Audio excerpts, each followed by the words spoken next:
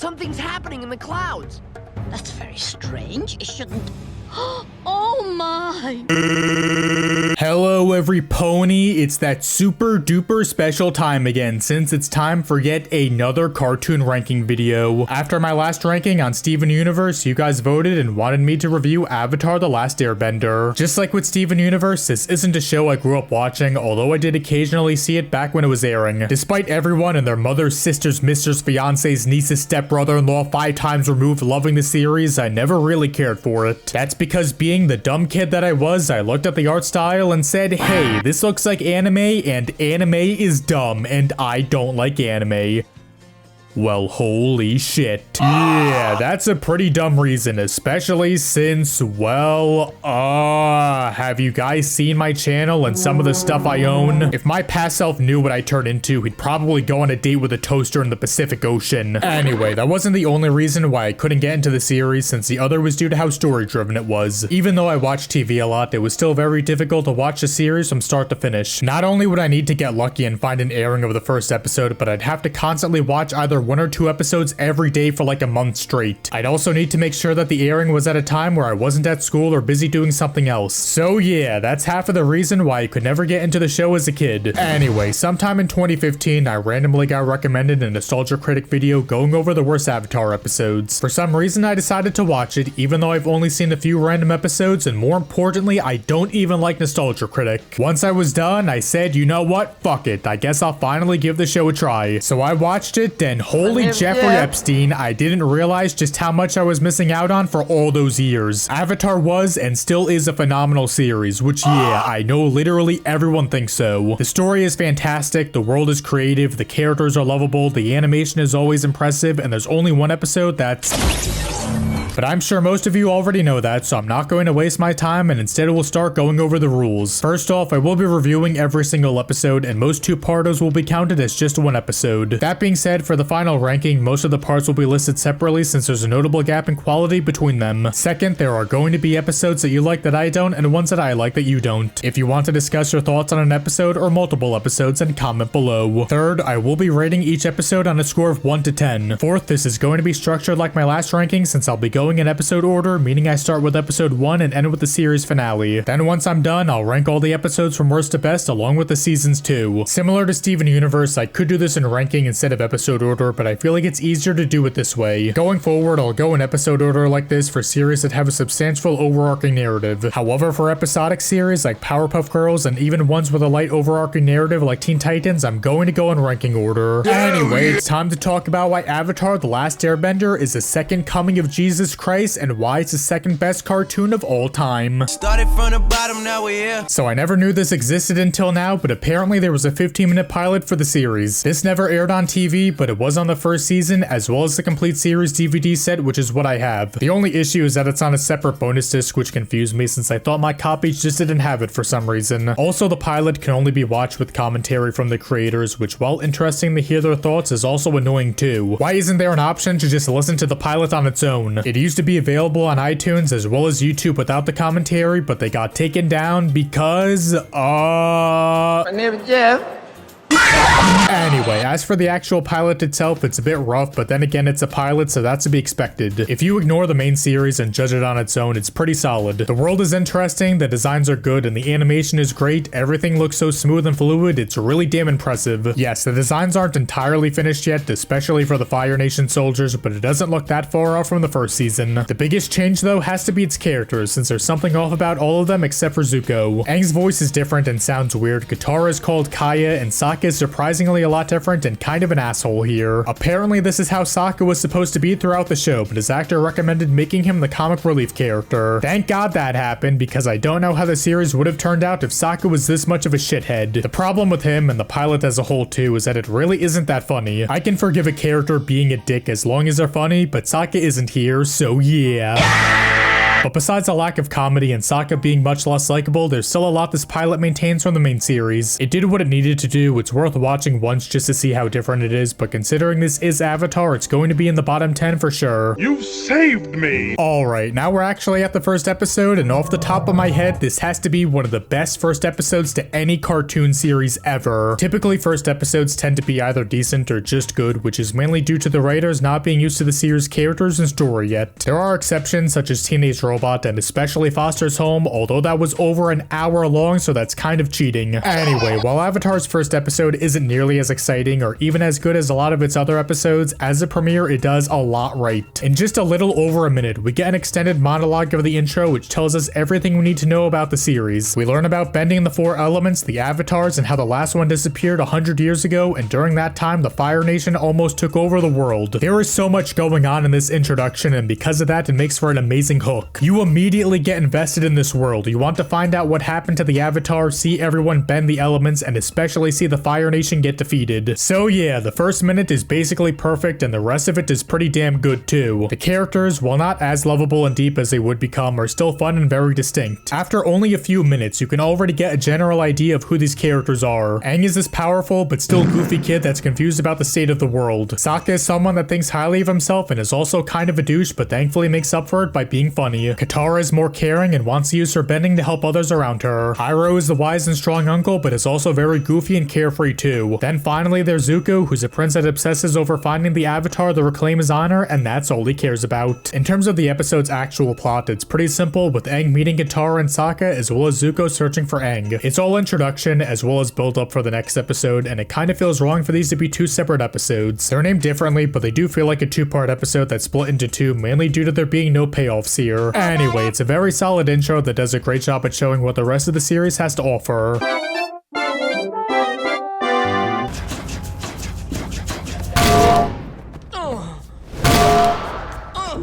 This might be a hot take, but episode 2 isn't quite as good as its premiere. That probably has to do with how great of an introduction it was to both its world and characters, and especially how good it was as a first episode. This is still solid though, with the only notable complaint being its first third, which is kind of slow and not that interesting. Aang as well as Katara get yelled at by her village, Aang leaves, and then the village prepares for Zuko's arrival. It's pretty obvious that the villagers can't defend themselves, and of course Aang is going to come and save the day. Aang does however get captured, which did surprise me, and it also shows off just how powerful and skilled he is despite still being a kid. He's captured by the most feared people in the world, yet he's able to escape, and this whole sequence is by far the episode's highlight. Aang fighting Zuko is intense, and I know I'm going to be saying this like 30 more times, but holy shit, the animation is fantastic here. The direction is great, the characters are so fluid and well animated, it all looks amazing. Aang also goes into the Avatar state for the first time, which shows off what he's truly capable of, and it's sicker than West Africa. There's some strong moments, but at the same time, it's sort of just a continuation of episode 1 since it's still setting up the series' main plot. Honey, I'm home! Keep them here. More tea, please. Aang shows Katara and Sokka the Southern Air Temple and finds out that all the airbenders were killed. Meanwhile, Zhao meets Zuko and Iroh and finds out that the Avatar is alive. Definitely a step up over the last two episodes, and I'd even go as far as to say this is a bit underrated as well as one of the stronger season 1 episodes. Both plotlines are great. Aang discovers that his home is abandoned and that all of his friends and family are dead, which is pretty dark for a kid show. Then there's Zuko dealing with and later on fighting Zhao, which is yet another good fight. It's kind of weird to see Zhao lose to Zuko, especially when this is the first time they fought. Zhao is supposed to be more menacing and stronger than Zuko, yet he loses to him, which kind of undermines his next appearances. Then again, Zhao has his own flaws, such as trying to burn Zuko after he already lost, as well as being dumb enough to burn down his ships in a later episode. The Aang plotline is pretty good, especially the flashbacks, although there is one somewhat notable flaw, which is Katara not telling Aang about the Fire Nation wiping out all the airbenders. Like, yeah, I get that she cares for Aang and all and doesn't want to upset him, but he's going to find out about this and super quickly too. You might as well just rip the band-aid off and tell him that your friends are dead, your family's dead, your fucking pets are being skinned alive, your mom's a fucking whore, you suck at life, the whole world hates you, you're going to hell, live with it. I guess it is possible that some of the airbenders escaped and have been hiding away somewhere else. But even so, that seems less likely than Baka and Tess getting a third season, which fucking sucks. Make season 3 already, goddammit. Now, check this out.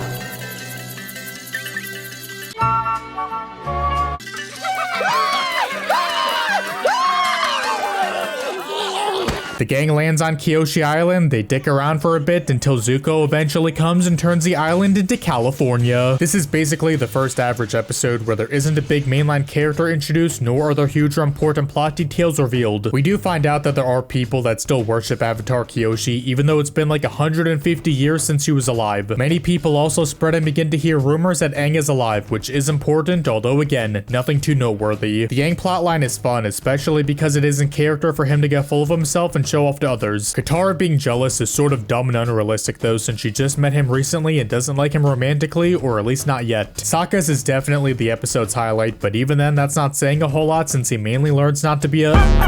Like, yeah, it's pretty basic and obvious that being sexist towards women being warriors is wrong and stupid. I get that this is a kid show and all, and that this is even one of the first episodes, but it's nothing really deep or interesting. At least it is fun to see Sokka get his ass beat and even train with Suki, who I actually forgot was a character in the series. Despite coming back multiple times later on, this is still her best appearance, and while short, her moments with Sokka are enjoyable. This is a nice and mainly relaxing slice of life episode, which is perfectly fine, but still, it's easily the weakest one so far. How am I gonna find him, Uncle? He is clearly a master of evasive maneuvering. You have no idea where you're going, do you? Now, say my name.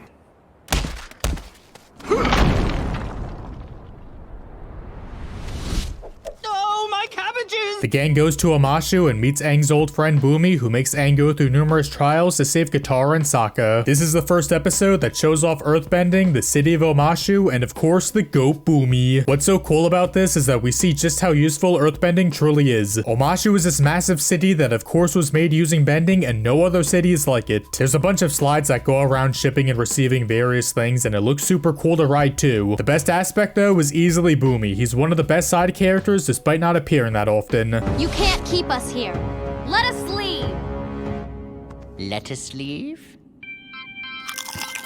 He's somehow alive even though he's 112 years old, plus he's still one of the strongest earthbenders too. He's weird as hell, he's hilarious, his fight against Aang is really good, and I wish we got to see more of him throughout the series. He's also one of the few people that Aang knew from 100 years ago, yet despite that, none of his tests resemble anything he did with Aang. You'd think there would be some flashbacks showing the two of them doing something important together, but all we get is them going down one of the slides. That's to show that Bumi is different as well as inventive, which is how Aang realizes that it's Bumi. But I don't know, I feel like Aang finds this out way too quickly and easily. Again, there should have been at least one more flashback, and one of the tests should have been related to it, that way it feels familiar to Aang. Anyway, this does feel like an early episode, the stakes are mostly low, there's not much lore here, and it's mainly another character introduction episode. It's now illegal. Rosebud. Is his sled. It was his sled from when he was a kid. The gang goes to an Earth village and finds out that earthbending is banned, and anyone who does so will be imprisoned. Just like the last two episodes, this very much feels like an early episode due to how basic it is. Katara pretending to earthbend is pretty funny, and of course her bringing back hope to the earthbenders are the episode's highlights. But besides that, there isn't much that this does that's worth praising. Haru is super generic as well as forgettable, and this one old guy might just be the worst character in the whole series. Like, Jesus Christ, it's Ben Shapiro. I forgot how much of a detestable piece of shit this guy is. Haru saves your life, and immediately after, you rat him out for fucking saving you. I understand that he probably did this out of fear, but even so, the way it's done is so frustrating. If you wanted to make this guy a coward, then show him walking home and thinking that someone was following him, which made him tell on Haru. Or better yet, why not have a Fire Nation soldier secretly watch Haru save the old guy? Either way, it's a really dumb and annoying scene, and it's a notable problem since this is how Haru gets caught, which of course leads to Katara getting captured too. Anyway, it's still pretty decent, but considering this is Avatar, it's going to be towards the bottom of the list. That lemur. He's earthbending. No, you idiot, it's the girl! Oh, of course.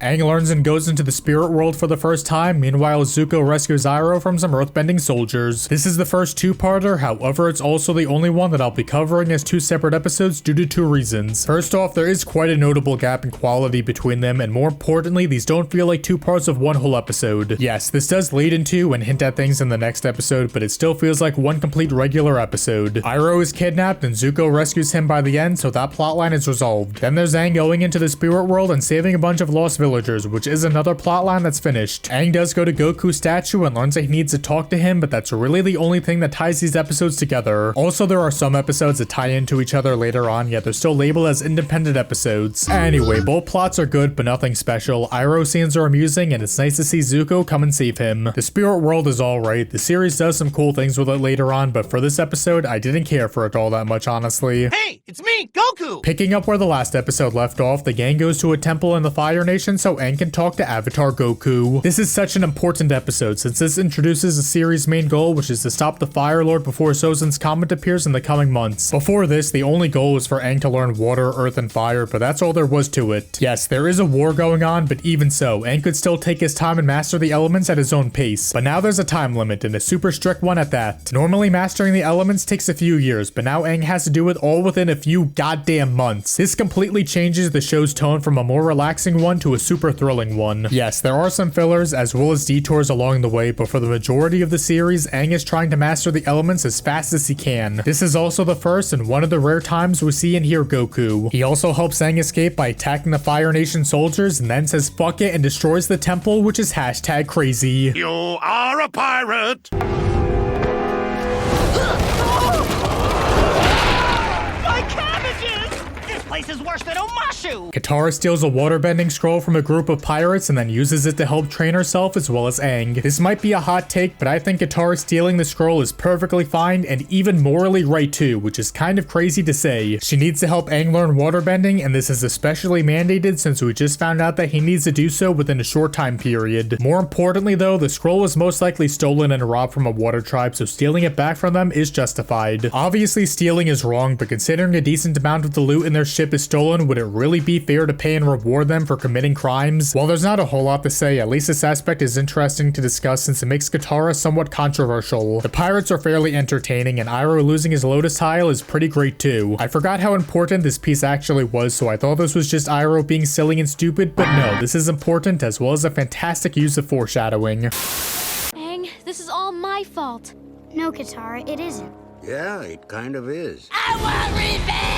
The gang meet a group of rebels who fight off the Fire Nation. However, it turns out their leader Jet is mucho loco and wants to kill literally everyone from the Fire Nation. Oh boy, this might just be the most controversial episode in the entire series. I've seen people who love this, think it's just good, and others who think it's one of the weakest. As for me, I'd say it's pretty damn great and easily one of the best from the first season. Jet is one of the best side characters, and I love that he came back in season 2. He's someone who lost everything to the Fire Nation, and now his whole life revolves around getting revenge. He became so fixated on this that he even harms those who are completely innocent. There's literally a scene where he almost kicks an old defenseless man in the head. Like, holy shit, he has no chill. He also tries to wipe out an entire village just because they're all from the Fire Nation. He'd go out of his way to kill old people and even goddamn children. He's insane. I guess some people hate Jet, which is why they don't like this episode, but that's the thing. You're not supposed to like him. He's a sociopath that lies to others and tries to get them to kill innocent civilians. Jet is a showcase of how war and trauma can fuck up someone mentally. There is good in him and you can see where he's coming from at times, but at the end of the day, what he's doing is Aang and especially Katara are handled very well here too. Katara becomes attached to Jet because they both lost their family to the Fire Nation, plus she thinks Sokka is jealous of Jet for being a good leader. Her, as well as everyone else's attitudes, don't feel forced at all, unlike in another episode, which I'll get to shortly. Anyway, the fight against Jet is great, it's super well animated, and easily a highlight of the season. Don't get why this episode is that controversial, there's a lot to appreciate here. The only minor nitpick would be that the Puppetmaster is a better version of this, although that came 2 seasons later, plus it isn't that much stronger either. The gang help 2 clans who hate each other cross a canyon, and at the end they make up and get along. Oh boy, we just got done with the most controversial episode, and now we're getting to what's widely regarded as the worst episode in the series. As of now, I'm going to agree and say yeah, this is one of the worst episodes, although there are a few that aren't much better than this. It's not like every single episode is great, and this one is a steaming pile of dog shit. This certainly isn't good. I wouldn't say it's bad, but maybe for Avatar standards it is. Compared to plenty of other cartoons, this is just an average and maybe even somewhat decent episode 2. Guess that just goes to show how phenomenal Avatar truly is. If its worst episode is just a 5 out of 10, that's still watchable. Anyway, as for the episode itself, there are numerous problems with it. First off are the two tribes and their leaders, both of which are painfully generic and one-dimensional. One of them is super neat and clean, while the other one is a rough slob. They aren't insufferable or anything, they're just boring, forgettable, and not funny either. Since the tribes split up and hate each other, the episode also forces this upon Katara and Sokka too. They have a stupid argument over putting the tarp on top of their tent, and Sokka is definitely in the right here. He doesn't want to put it up because it's the dry season, it's a waste of time, plus a tarp makes for a good blanket. Katara says it's better to be safe than sorry, which normally I'd agree with, which even Sokka points out, but all of his reasons are right. It's the dry season, it probably hasn't rained in a good while, plus the weather doesn't indicate that it's going to rain. I'm not a camper or a tent expert, so I don't know how long it takes to put a tarp up, but if it only takes like a quick minute or two, then maybe Sokka is being sort of lazy here. But if it is annoying to put together, then yeah, why go through all that effort just for nothing? There it is, guys. The Great Divide. Wow. I could just stare at it forever.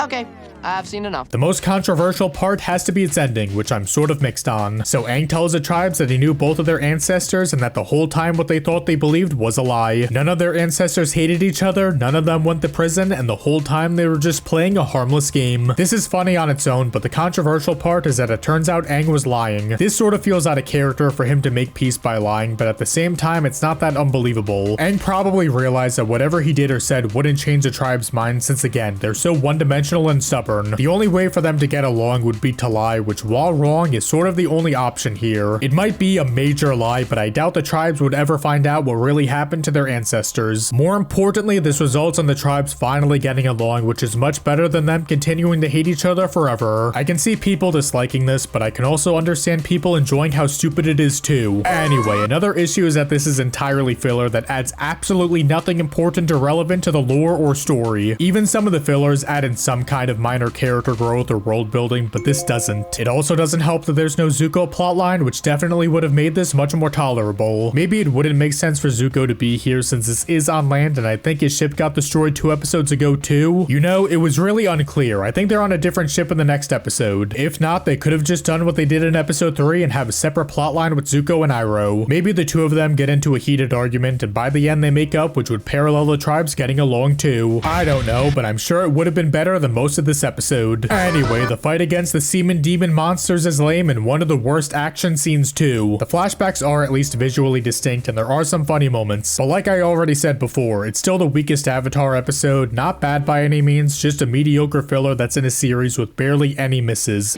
Gonna take you back to the past. Aang and Zuko remember important moments from their past while they rest during a storm. This is widely considered to be one of the best season 1 episodes, and yeah, it definitely is. It's such an important episode for Aang and especially Zuko. Aang was able to revisit the temple in episode 3 and we did get a flashback, but it was pretty brief and not all that significant. Here though, we see Aang hang out with his friends, learn about becoming the Avatar, and most importantly running away and freezing himself in the iceberg. Then there's Zuko's past, revealing how he got his scar, which tells us a lot about Zuko as well as his family. Zuko is the main villain of season 1, but he's not a scumbag like Zhao is. In episode 2, Zuko captures Aang and promises not to harm the village, showing that he's loyal and doesn't want to harm people if he doesn't need to. In episode 7, while searching for Iroh, he spots Aang but ignores him since he realizes that saving his uncle is more important. There's also episode 3 where Zuko wins against Zhao and can easily injure him, however he decides not to. This is a very noble thing for him to do, and looking back also shows how he doesn't want to follow in his father's footsteps. Another great aspect about that episode is how despite being a, and at the time only villain, you end up sympathizing and rooting for him throughout the episode. We know that Zuko can't go back home until he captures Aang, and we also know that he's been searching for him for about 3 years. After all that time, he finally found the Avatar, but shortly after, someone else comes and tries to do his job for him. He tried so hard and got so far, but in the end, it didn't even matter.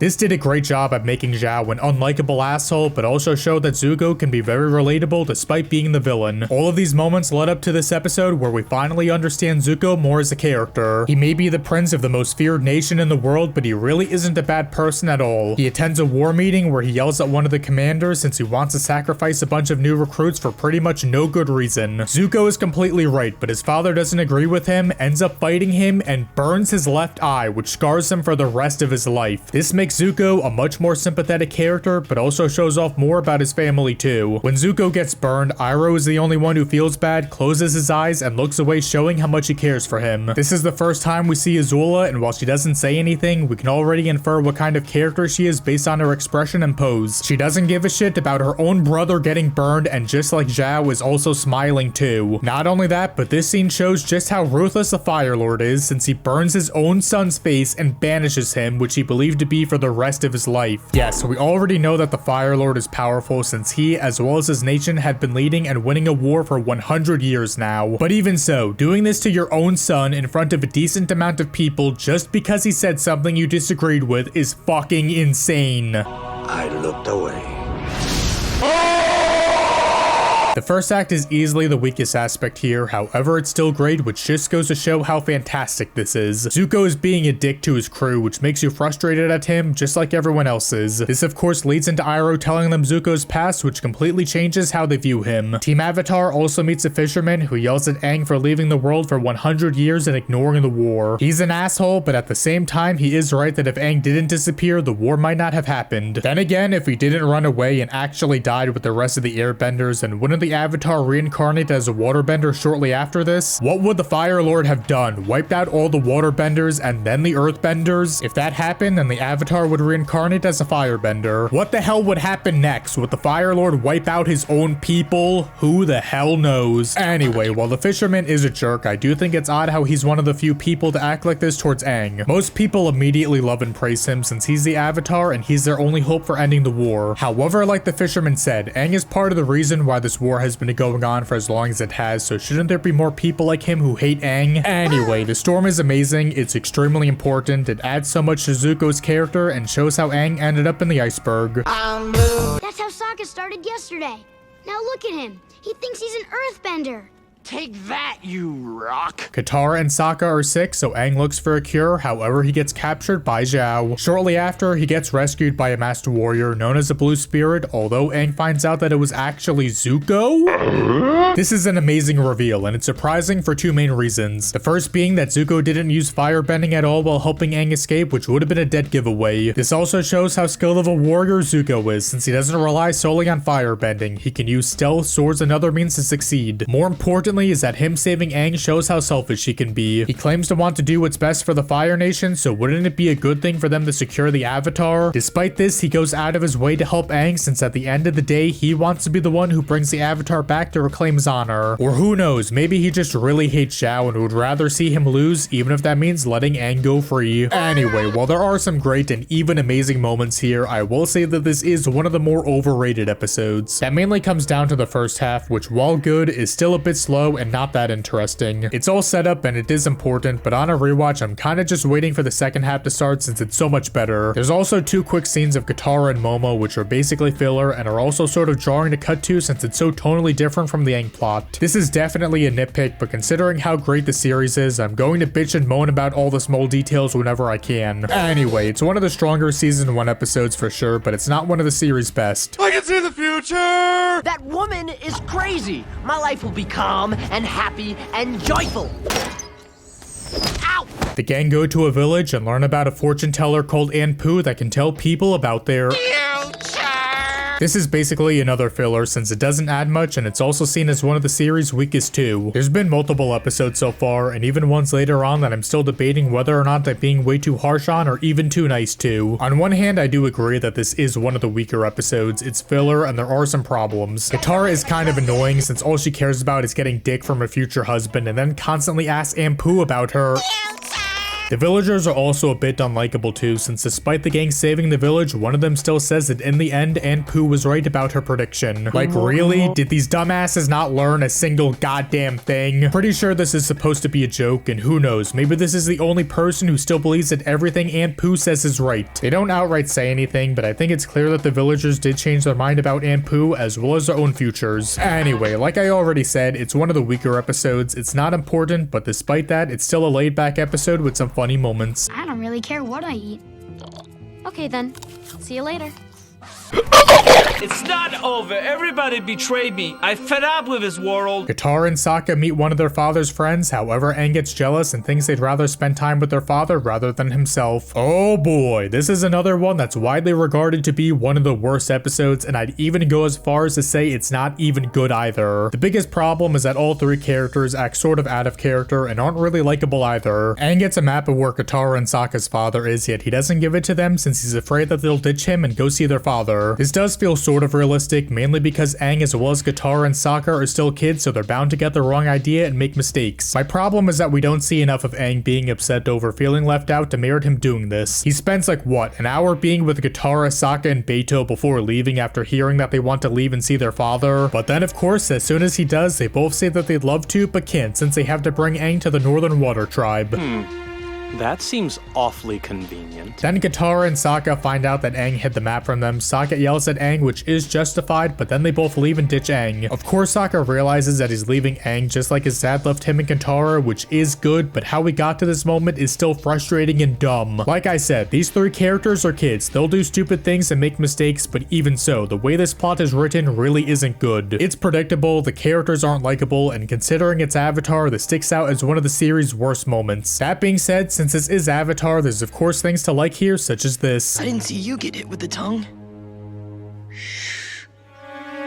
June is a fun one-off character. Zuko using Katara's necklace to track her is a nice callback, and Sokka and Katara passing Beto's test is good as well. But even if there are aspects to appreciate, Aang's plotline sadly holds us back from being decent or potentially even good. Look at me, I'm burning. Aang meets a firebender who fled the Fire Nation's military and tries to learn how to master firebending. This is another strong season 1 episode, and one of the reasons is because it answers a question I'm sure many people have been wondering about. Why does Aang have to learn the elements in a specific order? Can't he do so however he wants? Well, the answer is both yes and no. He can learn fire as well as earthbending since he does firebend here, which is cool. However, mastering it is completely different since Aang loses control of his firebending and hurts Katara. While this is a tough scene to watch, it doesn't feel forced or dumb at all, which is funny since that was my entire problem with the last episode. Anyway, Aang bending fire so early on is exciting and the training scenes are all great. Aang is sort of unlikable and impatient here, but not enough to ruin or hold these scenes back. I did not tell you to stop.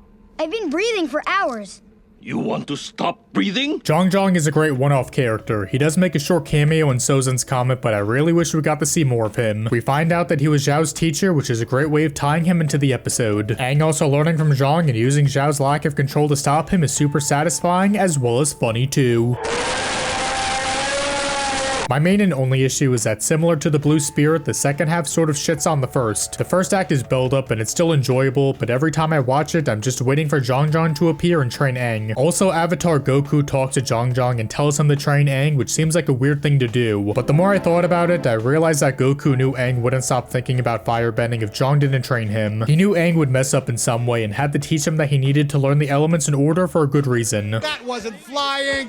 That was falling with style. The gang go to an old air temple and find out that some inventor started living there and turned it into a giant factory. This is definitely one of the most forgettable episodes. It's not bad, it's fine, and it's somewhat important since his characters come back later on. My main problem is a lesson, which is that Aang accepts that these people are living in a place that once belonged to his ancestors. There's nothing wrong with that message, but isn't it a bad thing that these people are tearing down the sacred place without caring? This is supposed to be a relic of the past, and yes, it's abandoned, but even so, do you really need to destroy some of these buildings? I get that you might need to renovate some areas, but the dude nonchalantly tears down one area and says it's where a bathhouse is supposed to be. Like, yeah, bathing is important, but I feel like this guy doesn't respect anything that's here. Another issue which I haven't seen anyone else address is how the Fire Nation plotline is forced in here. The first two acts focused on Aang trying to understand where these people are coming from, which is handled well. But once that's over with, the writers were like, oh shit, we still have another third of the episode left and we don't know what to do. Let's throw in a big fight with with the Fire Nation because why not? Plus, it doesn't help that the fight isn't that interesting except for this part. What the fuck? If they wanted to have a Fire Nation plotline here, then fine, but this literally comes out of nowhere. The inventor doesn't say or hint at anything that would lead to him giving weapons to the Fire Nation. Like, I guess it makes sense that the Fire Nation would patrol this area and discover him eventually, but I feel like it could have been handled better. Maybe they could have had the Fire Nation show up here for the first time, which leads to the battle against them, or they could have just foreshadowed this better. Anyway, the inventor is pretty fun, and his chemistry with Sokka is great. Aang's arc is nice, but besides that, it's just okay. You stupid wimpy lame-o girls talk too much! So after a full season, the gang finally make it to the Northern Water Tribe. Aang is about to be taught by a bending master named Pakku, however he refuses to teach Katara since she's a girl, so she fights him, but fails. This is mainly built up for the two-part finale since it revolves around the gang dicking around in the village and Zhao preparing his army. For what it is, it's pretty good, although I feel like part of that has to do with, again, the gang finally getting here after nearly a full season. This is a common complaint, but why were there only 3 episodes dedicated to this setting? The season is called Water, yet most of it takes place in various different locations. So much of Season 2 focuses on the Earth Kingdom as well as Toph joining the team. Season 3's first half has the cast disguised as Fire Nation civilians and explored, meanwhile the second half centers on Zuko joining the gang. Season 1 is more Katara focused than the others, I guess, especially since she masters waterbending by the end of it. But even so, there definitely should have been 2 or at least 1 more episode here. It doesn't even need to be that important either. It could be a more laid back, goofy episode that lets us enjoy the townspeople like Pakku and Yue. This is especially so for Yue because I don't care for her since she's pretty underdeveloped. She barely spends time with Sokka, yet they both fall in love with each other, which seems unrealistic and rushed. Her death scene is still pretty good, but it could have been amazing if we got more screen time of her and Sokka. This is also annoying because there's the Great Divide and the Fortuneteller, which are entirely skippable. Instead of getting those episodes, we could have and should have gotten 1 or 2 more that had the cast here in the Northern Water Tribe. Anyway, as for the episode itself, there is another issue, which is Pakku being sexist. Now, I don't mind characters being douches like this as long as they're fun, which yeah, he sort of is. The problem is that the subject was already handled in episode 4 with Sokka being sexist towards the Kyoshi warriors. It also doesn't help that the subject is so bare bone that it's difficult to do much else with it besides saying yeah, being sexist is... They do dive more into the cultural aspect of it, I guess, but it still feels like a rehash. Pakku's resolution is also not handled the best either, since he only realizes he was wrong due to Katara being the granddaughter of his ex-fiancée. So what, you're saying that if this was any other girl, Pakku wouldn't care and only changed because he's a horny son of a...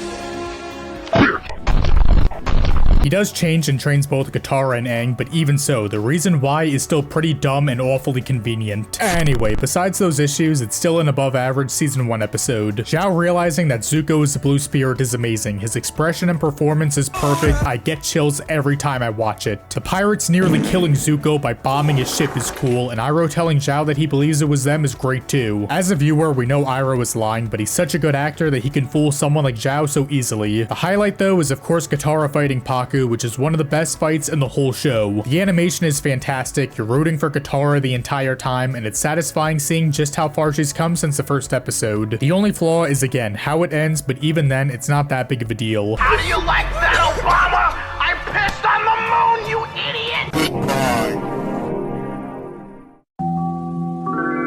Well, we finally made it to the 2-part season finale where Zhao attacks the Northern Water Tribe. Unlike Winter Solstice, this is truly a 2-part episode since it's one continuing story that lasts throughout both episodes. Due to its length, there's so much more that can be done here, and holy shit, there's a lot going on here, as well as the previous episode too. Sokka and Yue are in a relationship now, Zhao attacks the tribe for a full day, Zuko sneaks out and captures Aang, then Aang goes into the spirit world, Zhao attacks on the next day, and pisses on the fucking moon. I'm pissing on the moon!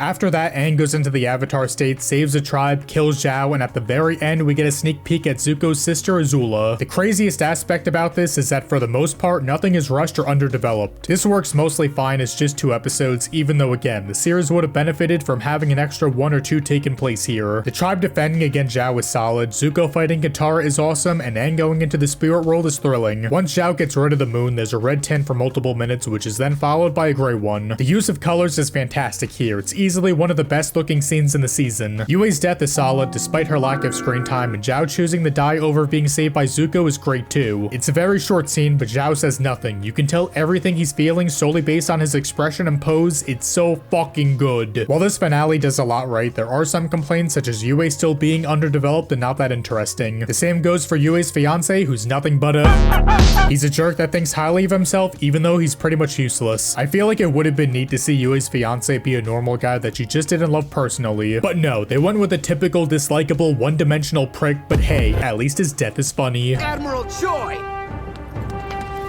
Prepare to meet your fate!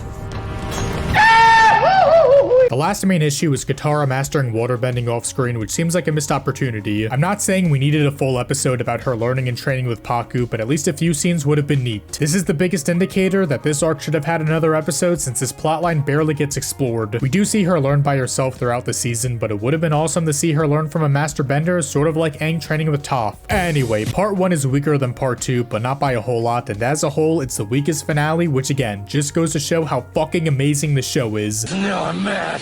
I'm really mad! Maybe I can shock you into the Avatar state. I love surprises. Season 2 begins with the gang heading to the Earth Kingdom so Aang can start learning how to earthbend. Meanwhile, Azula tries to capture Zuko and Iroh, but fails. Baba Booey. After the last episode, it makes sense that people would wonder how to trigger the Avatar state since Aang single-handedly stopped Zhao and his army while in it. We find out that the state is triggered whenever Aang is either in danger or angry. However, we also learn that if Aang is killed while using this form, the Avatar cycle will end forever and the Avatar will never reincarnate again. While it's obvious Aang isn't going to die, it still puts a lot of stress on him and is a good excuse as to why he doesn't use it all the time. The Earth General is sort of right that Aang should try and master the form, but at the same time he's a giant asshole since he doesn't care about putting others in danger. This is also where we get a proper introduction to Azula, and it's great. She threatens to throw the captain off her ship just because he's concerned about everyone's safety. Zuko's been a dick before, but not to this level, and what makes her more intimidating is that she says it in a calm and collected manner. She can also use lightning, which is cool, but what's more awesome is when Iroh grabs her and redirects the lightning using his own power. This episode shows that Azula is more threatening than Zuko and also allows Iroh and Zuko to not be the main antagonists anymore. The only nitpick is that Zuko has known Azula his whole life, yet he genuinely believes her when she says that their father wants him back. Like, I know he's very vulnerable when it comes to his dad and all, but even for Zuko, this seems a bit forced and out of character. But hey, at least we get a super duper cool fight between them. Yeah, I forget the next couple lines, but then it goes... Secret tunnel! The gang head to Omashu by going through a... Meanwhile, Zuko and Iroh stay at a random family's house. This is another laid-back episode that for the most part is entirely skippable. The main things that happen are that Aang and Katara kiss, which I'm pretty sure has been confirmed, as well as Zuko stealing a bird to ride instead of always walking. While this isn't that important, it makes up for it by being one of the funnier episodes. The hipster hippies are fun one-off characters, and Iroh getting sick by mistaking a poisonous flower for a good source of making tea is one of the episode's highlights. The Zuko scenes are pretty good, although not quite as great as some of the ones we get shortly after this. We find out how Omashu was made, which is neat, although not entirely necessary. Finally, there's the Aang and Katara plotline, which while good, isn't anything too special. Their relationship has always been one of the show's weaker aspects, although overall I think it's still solid. Aang can be a bit cringy at times here, but never to the point of being unlikable like in the Bato episode. I've seen some people put this in their bottom 10, which I'm not going to argue that it's great or anything, but it's still entertaining. Afro circus! Afro circus! The gang return to Omashu, however they discover that it's been taken over by the Fire Nation. There's two important plot points here, which are getting introduced to both Mei and Ty Lee, who become the most threatening characters besides Azula. Not only are they both very strong, but as characters they're pretty fun too, especially since they're the complete opposite of each other. Mai is this edgy and gloomy chick, while Ty Lee is this upbeat, cheerful girl. There's also the twist ending where Bumi tells Aang that he won't train him how to earthbend. This has been the plan for an entire season now, however suddenly Aang needs to find someone else to train him. This does a great job at setting up what the rest of the season has to offer since nothing goes as planned and the gang's goals are constantly changing. Aang needs to find a new teacher, then they have to go to a library, get to Ba Sing Se, warn the Earth King, find Appa, and finally have Aang try to master the Avatar state. There is so much more going on in this season than the last, and this is a great start to how rough the gang's journey is going to get. What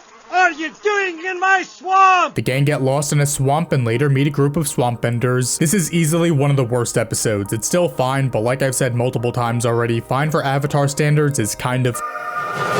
My main issue is that not much happens, with the only somewhat significant moment being Aang seeing a vision of Toph. Katara believes she sees her mom, and Sokka thinks he sees Yue, which are nice moments, but still nothing that memorable. Toph being hinted at is the only thing this episode accomplishes, since there really aren't any payoffs here. We learn about swamp benders and how they use waterbending to control the vines, which is sort of neat, I guess. They return to fight in the Day of Black Sun, but then again, other fillerish characters did too. Something I've never seen anyone bring up is how for no reason the episode begins and ends with a Zuko scene. Some random asshole tries to hurt Iroh during the first scene, but then the entire episode revolves around the gang in the swamp. Then during the last 20 seconds, Zuko finds the guy at night, throws him on the ground, and that's it. Seriously, what was the point of these scenes? Did they really not want to write in another 2 minutes of the gang at the swamp? The thing is, having a Zuko and Iroh plotline would have made this notably more entertaining. Big mouth.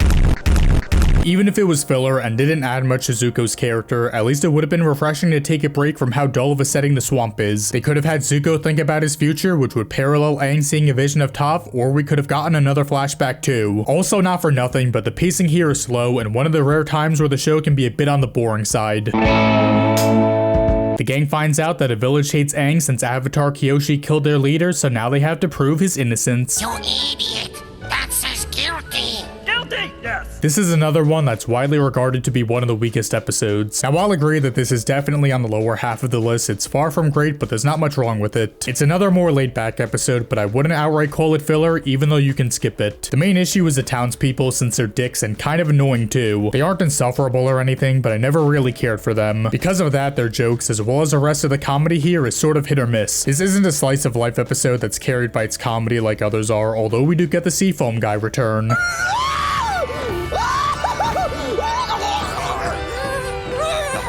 Aang being locked up by choice is amusing, and it's unique to see Katara and Sokka solve what happened to the village's leader. The best part though has to be its ending, which is both badass, hilarious, and also shocking too. Aang is about to be deemed guilty, but then Avatar Kyoshi shows up and the first thing she says is, I killed Chin the Conqueror. We spent the whole episode trying to figure out and more importantly prove Aang's innocence, but then Kyoshi shows up and says, yeah, no, I killed that motherfucker. That's awesome, and I did not expect that whatsoever. I figured Aang would be proven innocent, or maybe he goes away thinking it doesn't matter what everyone thinks of him since some people just can't get along. But no, despite the townspeople being shitheads, they were actually right, which again was a great twist. What a twist! There's also a Zuko plot where he steals food and money just for the hell of it, and it even ends with him leaving Iroh to go travel on his own. So yeah, not nearly as, not great as some people make this out to be, but still, not one that's worth praising a whole lot. The gang meet a blind girl named Toph, who's somehow one of, if not the strongest earthbender. This is the turning point for the series and when Avatar truly becomes Avatar. Yeah, there are some amazing episodes and moments before this, but mostly everything from here on out is consistently great with a few exceptions, of course. Toph is a fan favorite, everyone loves her, and it's tough, but I'd say she's my third favorite character, and it's only a nipple hair worse than Iroh. Defying expectations is what season 2 is so good at, and Toph is a perfect example of this. For a full season, we thought Aang was going to be taught by Boomy, but instead it's by a weak, small blind girl.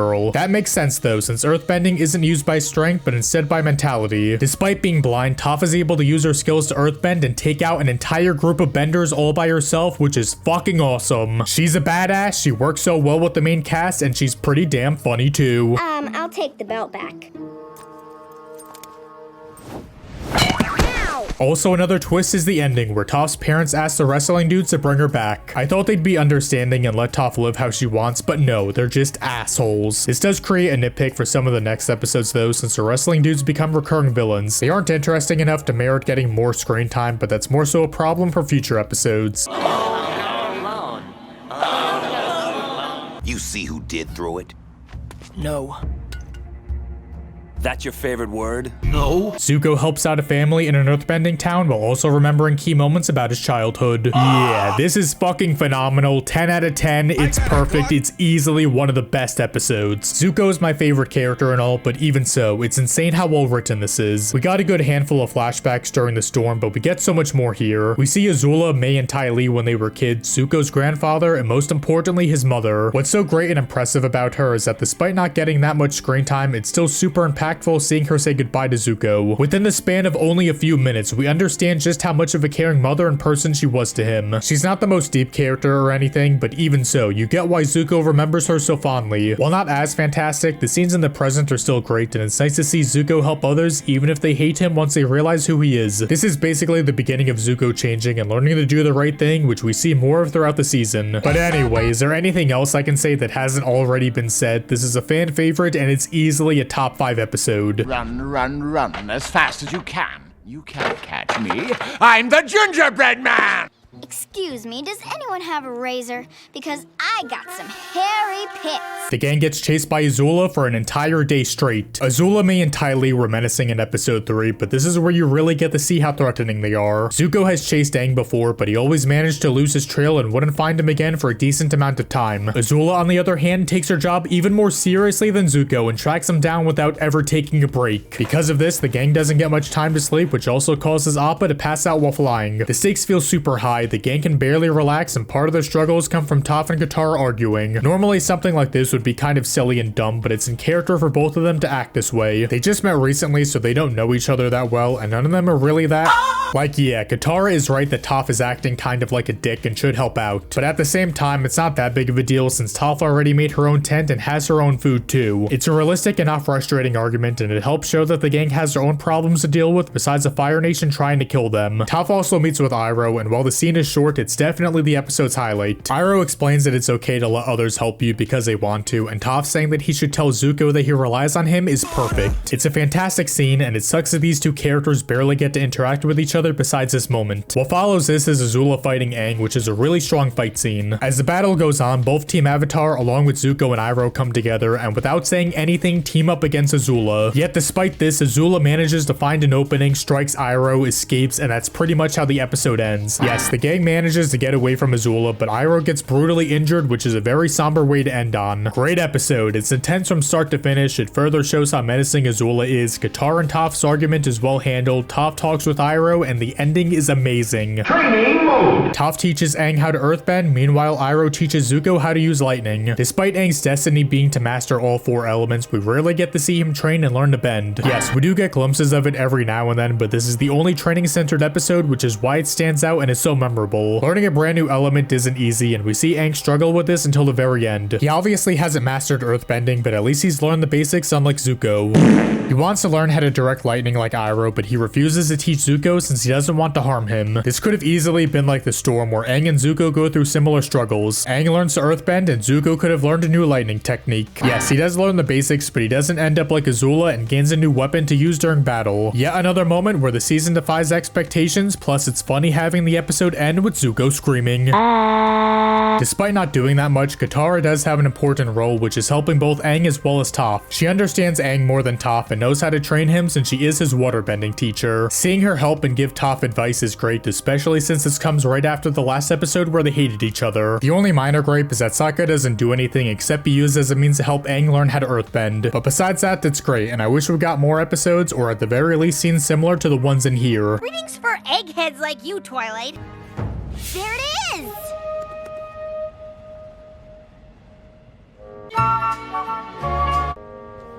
That's what it will sound like when one of you spots it. The gang go to a library hoping they can find one of the Fire Nation's weaknesses. The library is a unique as well as memorable setting, and Wan Shi Tong is a cool one-off villain. I like how all the spirits are morally different from each other. Obviously the past avatars want to help Aang. Ko does give Aang advice, but he almost killed and stole his face. Then there's Wan Shi Tong, who sort of does his own thing and doesn't even care that Aang is the avatar. Despite knowing there's a war going on, he doesn't want people to use his information to help end it, which... Wow, what an asshole. He also destroys and chases after the gang, which while cool is also sort of the episode's biggest flaw. While the library is being destroyed, Sokka and Aang go back and find out when the next solar eclipse is, since during it the Fire Nation lose their ability to bend. The problem is that it seems very unrealistic that they'd be able to check like what, 40 days within the span of like 10 minutes? Not only that, but for some reason the planetarium isn't shaking, falling apart, or getting sand in it. That seems awfully convenient. It's not bad or anything, but this could have easily been rewritten to take place before the library started falling apart. After Sokka realizes they found a solar eclipse, instead of getting caught by Wan Shi Tong, they immediately look up when the next eclipse is. Then Wan Shi Tong comes, destroys the library, and the episode plays out like normal, and the escape scene feels more realistic since they have less time to... The only issue is that this means the raiders would come during the exact same time the gang is escaping. That seems awfully convenient since the gang has notably less time to escape, but at least it's better than what we got. Anyway, I like how this random professor is dumb enough to stay in the library and most likely die since there's nothing to eat there. Also, the ending is great. Everyone escapes, however they realize that Appa got captured, which sets up yet another goal for them. Not only that, but this also heavily restricts how they travel since they can't fly on Appa for nearly the rest of the season. I don't like sand. Let's just keep moving. I hope Aang's okay. Friendly mushroom! Mushy giant friend! The gang travel through the desert, meanwhile Zuko and Iroh meet members of the White Lotus. This is another high-stakes episode for the gang since nearly everyone is at their weakest here. Aang is emotionally unstable due to Appa being gone, Toph struggles at bending because of the sand, and Sokka is high, which forces Katara to be the leader. The ending scene with Aang going into the Avatar state is also awesome since he had intention to severely harm the raiders. You rarely see him get this mad, which is why this moment is so memorable and impactful. It's also great to see Katara be the one who calms him down, showing how close the two have become over the series. The Zuko and Iroh plot is pretty good too, since we get introduced to the White Lotus group. The only nitpick would be that the two wrestling douchebags are the antagonists during these scenes, and like I said, they're not that interesting. But if that's my one and only complaint, then you know this, as well as the rest of the season's episodes, are fucking great. Also, as awesome as Aang's scene is at the end, the highlight is still Sokka drinking cactus juice. Drink cactus juice. It'll quench you. Nothing's quenchier. It's the quenchiest. I'm on a boat, motherfucker, take a look at me! Security! Oh, my cabbages! The gang help a family reach Ba Sing Se by going through the Serpent's Pass. Meanwhile, Zuko and Iroh meet Jet on a boat. Despite bringing back both Suki as well as Jet and his crew, this somehow ends up being one of the weakest season 2 episodes. I love that Jet is back, and some of his scenes with Zuko were great, however they don't get to do a whole lot here. They work together and steal some of the captain's food, and somehow they don't get caught, which seems very strange. There's some good interactions between them, but again, not a lot here is that noteworthy. Suki is back, and I'm gonna be honest, I actually forgot she was a recurring character. I rewatched season 1 like 8 years ago, but only ever saw the series in full once, which was a decade ago. But even so, part of that does have to do with Suki not impacting the story all that much. She has a strong moment with Sokka in episode 4, but after that she's just Sokka's girlfriend, and no, not the one that pissed on the moon. I'm pissing on the moon! Sokka does worry about her a lot here, and he learns that she can't take care of herself, which is something, I guess. But it's not a whole lot, and again, throughout the series, their relationship doesn't really grow at all since they both already love each other. Anyway, the Serpent's Pass is alright, but easily one of the more forgettable locations. The gang fight a giant sea monster, which is unique, but again, is nowhere near as good as some of the other fights. Also, Sokka watches a woman give birth, so that's something. Push! The gang stops Azula and her giant drill from breaking into Ba Sing Se. The Fire Nation has the strongest military, but even so, we've never seen anything like this before. It's a gigantic drill that can pretty much break anything, and stopping it seems impossible. Not only does it show how strong the Fire Nation is, but how much more skilled Team Avatar has become. Most of the episode is spent with the gang preventing and destroying the drill, and everyone is useful in some way. Toph slows it down from the outside, Sokka comes up with the basic plan of stopping it, and Katara and Aang destroy it. Also, despite Sokka being the leader, I love how Aang is the one who realizes that all they have to do is weaken the drill's braces. It shows that his training with Toph paid off not only in earthbending, but in terms of thinking too. Aang's fight against Azula is awesome. I mean, they're fighting on top of a goddamn drill that's about to pierce through a city. The animation is fantastic, it's intense, Aang flies up and runs down the wall, delivers a final blow, and destroys the drill. It's fucking cool, man. This is also where Jet discovers that Zuko and Iroh are firebenders, which begins his downfall in Ba Sing Se. I love how even though he lost and got scolded by Katara and Aang, he still hasn't changed one bit. He's still the same racist lunatic he was before, even though he got along with Zuko and Iroh in the last episode. Also, shout out to Sokka for saying this in a kid show. Sokka. The fearsome foursome. There's no war in Ba Sing Se. Everyone gets to Ba Sing Se, however they realize that something is off about the city despite it being very peaceful. This is a much more laid back episode, which makes sense considering how action-packed the previous one was. That's fine though, since it's pretty satisfying to see these characters finally make it here after multiple episodes of build-up. Both plot lines aren't anything too amazing, but for what they are, they're still really good. Judy watching over the gang never gets old because of how creepy and funny it is. Meanwhile, Jet continues his downfall and gets locked up for attacking Zuko. The fight is great, it's super well animated, although it is kind of annoying to see it be interrupted twice by the gang's plot. It's a nitpick, but I feel like one full sequence would have made this stronger. The highlight though is its ending, where Jet gets brainwashed and we find out that a secret organization called the Daily controls the city instead of the Earth King. Hey, rest in peace, Pop Smoke. The Tales of Ba Sing Se is an anthology made up of 6 shorts, and literally everyone thinks it's one of the best episodes. Except for me. Yeah, I know, this is going to be a hot take, but this is one of the most overrated episodes, even though it's still solid for obvious reasons. Guess I'll get the negatives out of the way first, which the main issue is how inconsistent these stories are. There's 6 of them, so not all of them are going to be bangers, but even so, there's only 2 that I'd say are worth praising. The weakest ones are easily Aang and Momo's. They're tolerable, but they aren't that important or even memorable. Aang's is to show how much he loves animals, which isn't anything new considering how much he cares for Appa and Momo. There's also Momo's, which is probably my least favorite just because it's kinda boring. Yeah, Momo does miss Appa, and it even ends with him lying on one of Appa's footprints too. This also has no dialogue at all, which while very impressive in terms of writing, still isn't something I personally enjoy all that much. If you like these, I can definitely understand why, but for me, I didn't care for them. The next 2 are notably better, which are Sokka and Toph and Katara's, which while good, still aren't anything too special. Sokka's is funny, but that's all it is. It doesn't add anything to his character or say anything interesting. It's the shortest one, being only 2.5 minutes,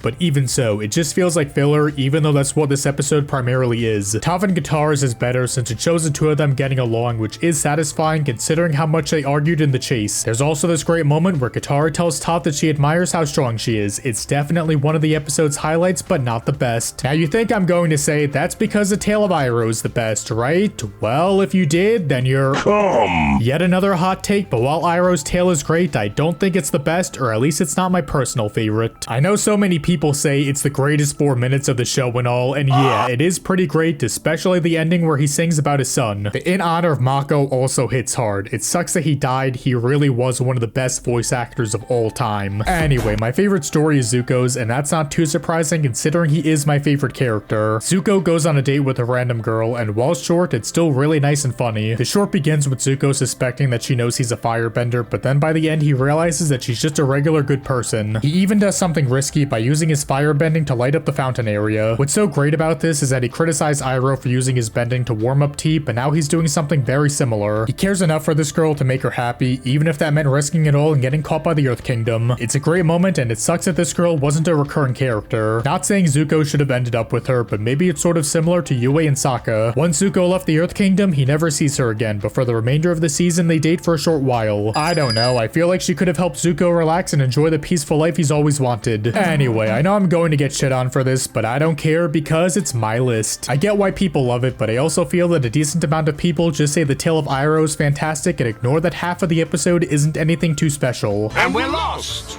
Oh, so lost. What do you want with us?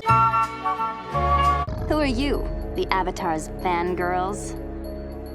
Oh, I get it. Appa's Lost Days showed what happened to Appa over the last few weeks, and this is also going to be a hot take, but I really don't care for this that much. Just like the last episode, this is very overrated, and I would even go as far as to say it's one of the worst episodes. Now, I like Appa. He's a fun character, but I don't think he merits getting an entire episode dedicated to himself like this. Not saying he doesn't deserve any scene where he's the main focus, and I actually feel like he should have gotten a short in the last episode. Instead of Momo's tale, we should have had the tale of Appa, which would be a montage showing everything that happened to him. Obviously, a lot would need to be reworked, but I feel like it could have worked out well. It could have been similar to Momo's, where there's no dialogue, Appa goes from place to place, and at the end he meets the guru. Feel free to disagree with me in the comments about this, but I still stand by that this would have been better. That's because my main issue is that this is one of the rare times where I was sort of bored while watching. It's still Avatar, so there are some strong moments like when Appa dreams about meeting Aang for the first time. But for the most part, it's just Appa being miserable, which I get is the point, but that's all there is to it. Suki and the Warriors also find Appa, which wow, that's awfully convenient. They're really only here because Azula comes, and if they weren't, then Appa would have been captured. But yeah, I'm sure I'm gonna piss people off with this one. I can see why many like it, but I don't get how it's considered to be that great.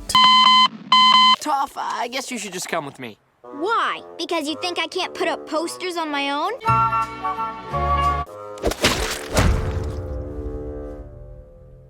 It's upside down, isn't it? The gang team up with Jet's crew and find the Daily's secret underground lair. Alright, after 2 very overrated episodes, we're finally back with another strong one. It's interesting to see the gang team up with Jet again since, well, he was a giant dickhead last time they saw him. Even though he hasn't changed much, the gang are still upset that he died, which yes, he dies. It's pretty obvious. You can have your own little game theories as to how he survived or whatnot, but it's been confirmed by the creators that he's dead as hell. This should be an amazing scene, which yeah, it's really damn good, mainly because we see, or at least are heavily implied, that a teenager died in a children's show. However, there's some minor gripes that hold us back from being one of the best moments in the entire series. First off, Jet getting unbrainwashed due to Aang saying he's a freedom fighter doesn't work that well. I get that's what his purpose and motivation have been for the past few years, but it just feels kind of corny and unbelievable. Maybe this wouldn't be an issue if Aang wasn't the one who said it since he barely knows him. Wouldn't it have been better if both of or one of Jet's friends was the one who said this instead? They've known him for much longer and they're his actual friends that he likes. If not, then at the very least, Katara should have been the one to say this. He has feelings for her, especially because he thinks of her numerous times while being unbrainwashed. Another issue is that Jet's death doesn't seem that believable either. After being unbrainwashed, he tries to attack Longfang, but gets hit once and...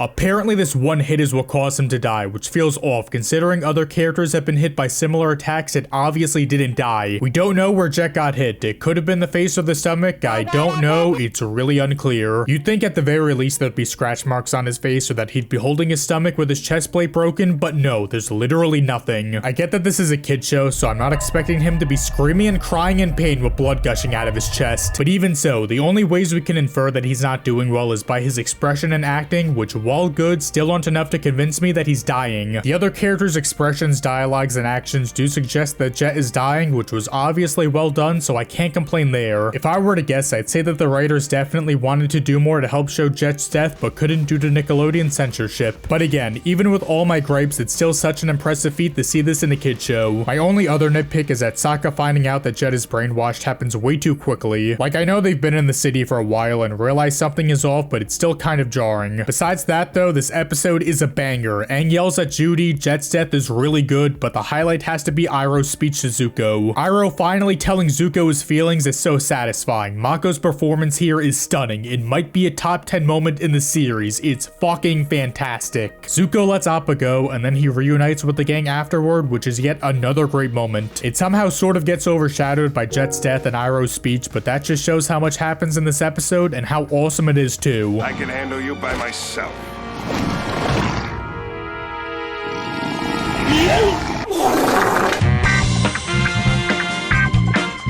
I'm with Sweetness. I've seen enough of bossing, say. And I can't even see. The gang finally meet the Earth King and expose Long Fang. Meanwhile, Zuko struggles with his inner self. This episode isn't talked about that much, mainly because it's sandwiched between a lot of strong ones, but on its own, it's still above average. This goes without saying, but yet again, this is another example of just how fantastic this series is when an 8 out of 10 episode isn't considered to be that significant. Long Fang getting arrested and the Earth King helping the gang plan the invasion are satisfying, but there's one moment that's kind of stupid. So the gang bring the king to where they escape the Daily's lair, but wow, would you look at that. The Daily destroyed the exit. That seems awfully convenient. As a viewer, it's super obvious that this is going to happen, but this also makes the characters dumber too. Like really? You think a bunch of Daily members that are guarding the king are just going to let you guys expose them like this? Not a big problem, and this does show off the drill again, which is a nice callback. It shows that while the Daily are strong and skilled, they still aren't able to get rid of a giant ass drill like this. Anyway, while short, there is a Zuko subplot here where he struggles to find out what he truly wants to do. It's easily the highlight here. Having Azula and Iroh's voices be the dragons is perfect, since it showcases who and what he's struggling over. This is also great foreshadowing for what's to come in a few episodes, and oh boy, I can't wait to get to that. I do not associate with... Aang trains with the Guru, Azula meets the Earth King and pretends to be the Kyoshi Warriors, Toph Metal Bends, Sokka reunites with his dad, and holy shit, there's a lot going on here. Sokka seeing his dad is really nice, and the same goes for Zuko wanting to make tea with Iroh too. There's this one underappreciated scene where Mai and Ty Lee are talking about how they're bored of pretending to be Kyoshi Warriors and that they're actually from the Fire Nation. It turned out that 2 Daily members were secretly watching them, which made me go, oh shit. But then immediately after, it's revealed that Azula knew knew they were watching them the whole time, which made me go, holy shit. Azula is something else. Not only was she aware that she was being watched, but she was also able to watch Adaly members without being caught herself. This is yet another moment that shows just how menacing and powerful she is. Toph also learns how to metal bend, which is cool, although I feel like it could have been handled better. So when Toph's captured, the one douchebag says, "You might think you're the greatest earthbender in the world, but even you can't bend metal." I'm not a big fan of this line since he's the one who gives her the idea of metal bending to break free instead of it being her. Wouldn't it have been better if Toph was hopeless at first, but then realized that somehow being able to metal bend is the only way out? This then motivates her to go beyond her limits and become the first metal bender, which would have felt more satisfying. Finally, there's the Aang scenes, which might be a hot take, but I'm not a huge fan of these ones. Don't get me wrong, they're still great and are some of the stronger moments in the episode, but I honestly prefer the training scenes in Bitter Work than this. I don't know, maybe it's because I'm not a big fan of the Guru as a character. He doesn't have that strong of a connection to Aang, and his voice is a bit annoying too. I do not associate with... Still a great episode, but a decent amount of it is just build up for the next one, and holy shit, I guess it's time to talk about it. That's such a funny word. This episode starts off with a bang, and I mean that literally, since Iroh and Zuko fight off and try to escape Azula. After slowly developing for the entire season, Zuko finally decided to let go of his past and live a peaceful life in Ba Sing Se. But as soon as he changed, Azula comes and fucks everything up, and you feel just as frustrated as him during this moment. This dude cannot catch a fucking break. No matter where he goes, something ends up going...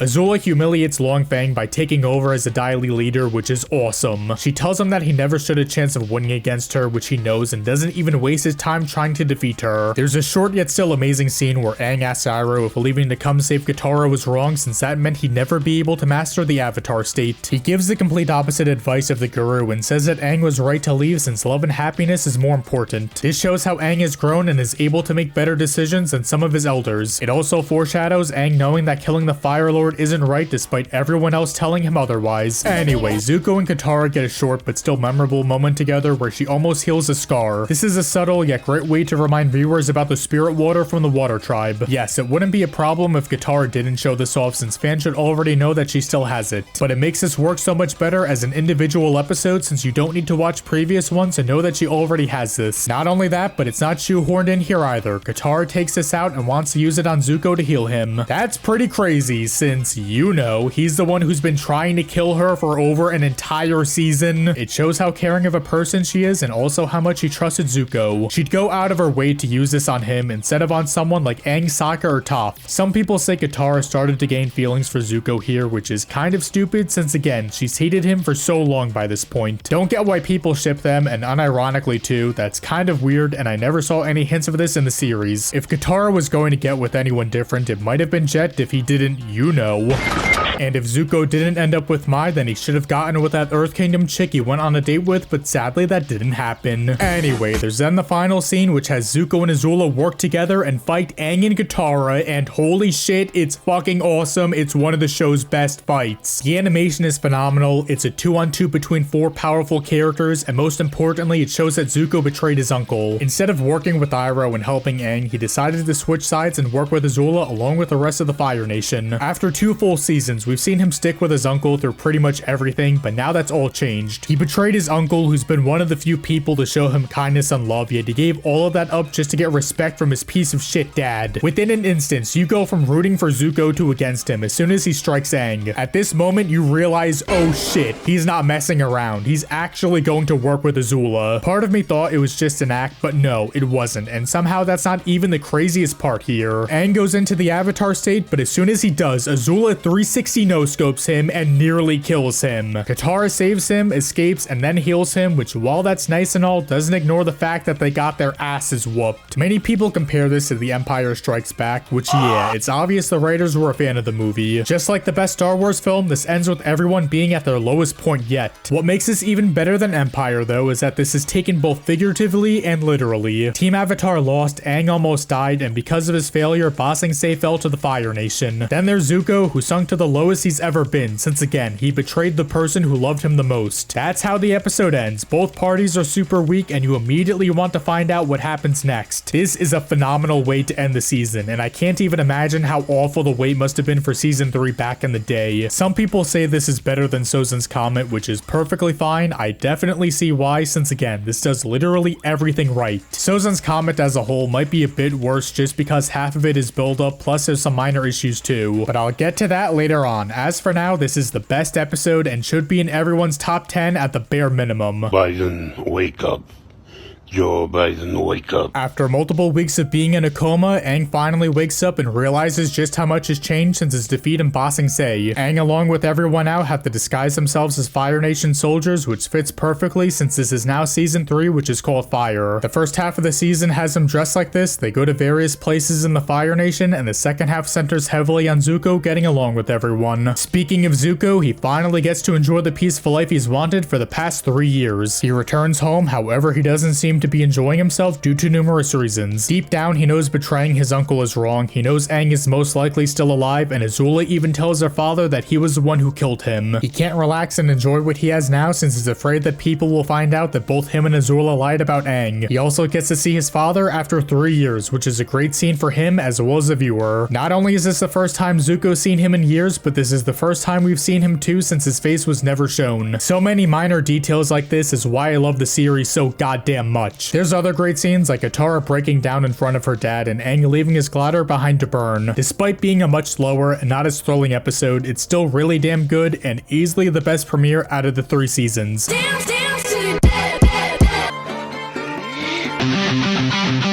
Aang goes to a Fire Nation school and then has a dance party with all his new friends. This is a very bizarre episode and it's considered by a decent amount to be one of the weaker ones. Now there are fans of this and I do like it, but my main issue is that it's very jarring going from the last 2 episodes to this since those were much more serious and story driven. Obviously not every episode is going to have big plot twists, payoffs, and be super serious, but even so, this is such a major shift in tone. Avatar has its share of goofy fillers, but considering what just happened in the story, don't you think they should have been placed a bit better? There is a Zuko subplot that has him visiting Iroh, which is great and definitely the episode's highlight. Iroh says absolutely nothing during it and even cries, but it still only makes up a small part of the runtime. Literally as soon as the scene ends, it cuts back to Aang teaching everyone how to dance, which again is tonally jarring. I still enjoy the Aang plot since as an individual episode, the goofiness does mostly work, mainly because a good amount of jokes do land. Besides the Zuko plot, the best aspect might be showing off how the Fire Nation functions as well as the people who live there. Most of the people in the Fire Nation are just regular average people and we see how they're lied to during school. They don't know what the Fire Nation truly does and how they go around taking over other people's land. They're also taught not to dance as well as to do anything else that might be relatively fun. That's fine and all, it's very over the top and silly, which is why the more subtle aspects are what I find to be the better takeaway from this. Anyway, there's some nice moments and ideas in here, but overall it's mainly a dumb Footloose parody, which for what it is, it's fun.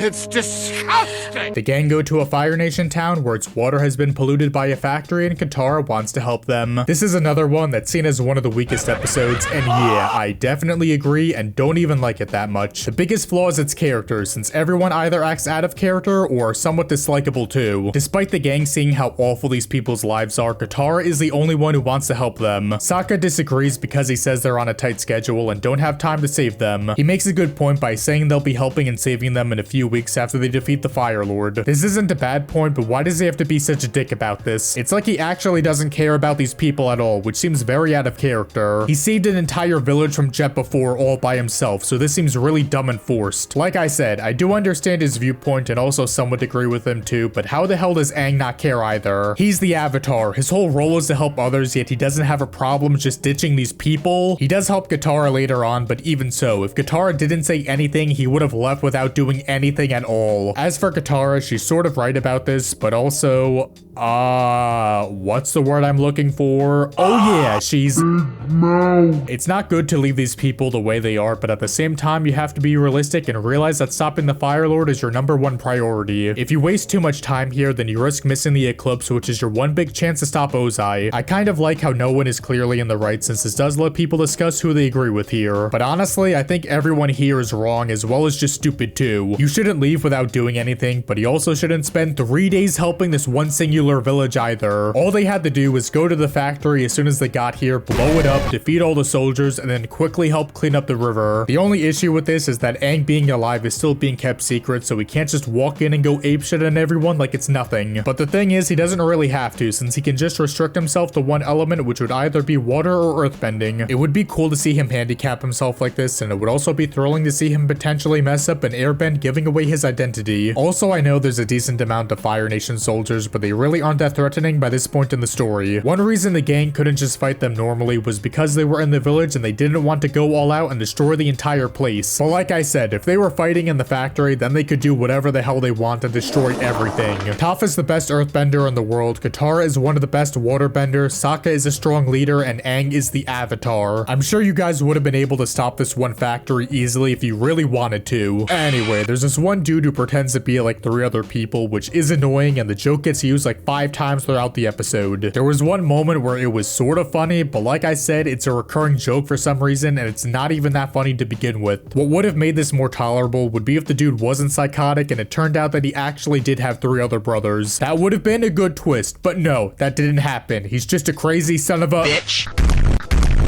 Katara somehow either buys or makes this outfit without anyone else noticing, and the reveal of it being her is super duper pooper obvious. The painted lady spirit turns out to be real, which is weird because that means she sat around doing nothing while her village got destroyed. Some people have argued that she couldn't do anything because the water was polluted or something, but I don't know. I don't really buy that. Also, the episode doesn't answer this at all, and it's left up to interpretation. Leaving things vague can be good, but in this scenario, an explanation is kind of warranted. The last episode was mostly filler, but there was a Zuko plotline that also introduced Combustion Man, plus the episode was still fun on its own. This, however, is entirely skippable, especially since Sokka bitching about the schedule is never brought up again. The only world building we get is that it shows how the Fire Nation doesn't care about small villagers, even if it's their own people. Even though it's the Fire Nation, that's pretty brutal even for them, but still, that's the biggest and only takeaway here. Like I said, it's filler, especially since there isn't a Zuko plotline. At the very least, this could have been like the swamp where there's like 2 minutes showing what's going on with Zuko. Or better yet, those few minutes could have shown Combustion Man following the gang's trail. It would still be pointless, but at least it'd take away from the main plot, which as you can tell, isn't good. Another annoyance is that this is sort of a rehash of Imprisoned, since the plot focuses mainly on Katara wanting to help a group of people that are harmed by the Fire Nation. There are differences, but even so, the similarities are pretty clear. Also, why the hell is this copying Imprisoned, which is another bottom 10 episode? You'd think if they were going to copy something, it'd be a great episode like The Storm, showing more of Aang and Zuko's flashbacks, but no, instead it's one that's just Another reason why it's so similar is because this whole episode feels like a scrap plot from season 1. The story doesn't go anywhere, it's filler, the stakes are super low, there's no character growth, in fact the characters feel like they lost development. The fight against the Fire Nation soldiers is pretty lame, although it is unique at the very least since no other fight is like it. Jesus Christ, it's Mitt Romney. I did not expect to complain about this to such an extent. At first I thought it was just underwhelming, lame, but still harmless, which in some ways it still is. But there's just so many flaws, while not huge, still add up and make me outright dislike it. Surprisingly, I'm going to go ahead and say that this episode is overall I can see people thinking it's watchable and even alright, but like I said, there's just not much to like here, and most of it is either annoying, stupid, lame, or poorly written. You might think I'm crazy, but this is my pick for the worst episode in the whole series, and yes, that means it's even worse than The Great Divide. Go ahead and disagree in the comment section if you want, but I doubt I'm going to change my opinion that much. It's so hot. Momo is shedding like Appa. Huh? Oh my god! Sokka trains with a swordmaster to become a better swordsman. This is another training episode, except this time it's for Sokka, which is warranted considering he did literally nothing in bitter work. What's so great about this and what sets it apart from other training episodes is that Sokka doesn't really grow that much. Yes, he becomes a better swordsman, which is what he wanted, but that's not the big takeaway from this. His master says that what makes him so great is that he's creative, brave, and smart. Even though he's not that skilled with a sword, he makes up for it by being himself and acting differently. That's something he's been doing for the entire series up to this point, and as a viewer, we already know this. However, this lesson is meant for Sokka, not us, since it's to help give him confidence in himself. This is great because normally characters train and get stronger by working hard and learning new powerful moves, but instead Sokka learns that he's already strong, just in a different way. Yes, he should still train and try to get stronger, but throughout the series, he's been proving that he's a very strong leader. Anyway, we see Iroh train and eventually get super buff, which is both funny and terrifying too. The rest of the gang don't do a whole lot here, but that's fine since this is a Sokka episode after all. Let's go to the beach, eat, let's go get a wave. Okay. Hey there, sweet sugar cakes. How you liking this party? Zuko, Azula, Mai, and Ty Lee go to the beach and relax. Meanwhile, Team Avatar fights Combustion Man. This is a very unique episode since in terms of plot, not much happens besides Combustion Man fighting the gang for the first time. It's a pretty cool fight scene, but it gets heavily overshadowed by the main Zuko plot. It's short and Combustion Man sort of sucks as a character. He's literally just an assassin with no personality, which makes sense and is fitting, but there's no character to him. He's only here for story purposes and to help the gang trust Zuko later on. I know it's been a decade since I last watched the show, but this plotline I forgot entirely about. Anyway, as for the main plotline, it's pretty good, mainly because we rarely see these characters who are also the villains take a break and relax for once. They try to sit back and enjoy themselves, and things go wrong due to numerous reasons. Azula sucks at socializing, Ty Lee gets surrounded by too many dudes, and Zuko and Mai's relationship is falling apart quicker than Obama and Michelle's. Azula has been seen as this near perfect and unstoppable person, but for once we see her one and only weakness, which is that she can't interact with normal people. She takes everything way too seriously, and many people are intimidated by her. No one wants to actually be her friend. Hell, she basically forced Ty Lee to join her since she scared the shit out of her. We also learn that she's still upset over her mom liking Zuko more than her, and that she always thought she was a monster. Azula might be insane, but deep down, and I mean very deep down, she's still a human and has emotions like everyone else. Ty Lee also explains that the reason she joined the circus was because she has 6 identical twin sisters and wanted to have her own identity. Before this, Ty Lee was always sort of just the athletic chick that was also one of Azula and Mai's friends. But again, this adds to her character, humanizes her more, and also makes her sympathetic too. Then there's Zuko and Mai, who are definitely the episode's weakest aspect. They both argue almost non-stop, they even break up, and it's mainly due to Zuko being a dick, even though he does have this great moment. Who are these two beautiful women? Can't you tell? It's Lo and me. Zuko and Mai's relationship was never a strong part of the series, but this is just stupid and not in a good way. Why have them argue like this and more importantly break up if they're going to get back together in like an hour? I guess it's to show that their relationship isn't perfect, which again is mainly due to Zuko being frustrated with himself. He finally admits this during the campfire scene, which is great and by far the episode's highlight. That's when we get everyone opening up about themselves, which while strong is also a bit jarring too. Avatar is usually very subtle with its writing, but for once the characters outright say entirely what they feel. Some people have an issue with this, which I can understand, but this really isn't a problem whatsoever since it's in character for them to say this and it feels real too. Anyway, after the campfire scene, they all go back to the party they were at and ruin it because, yeah, I don't know. They're assholes, I guess. The story of my life. Do they have bathrooms in the spirit world?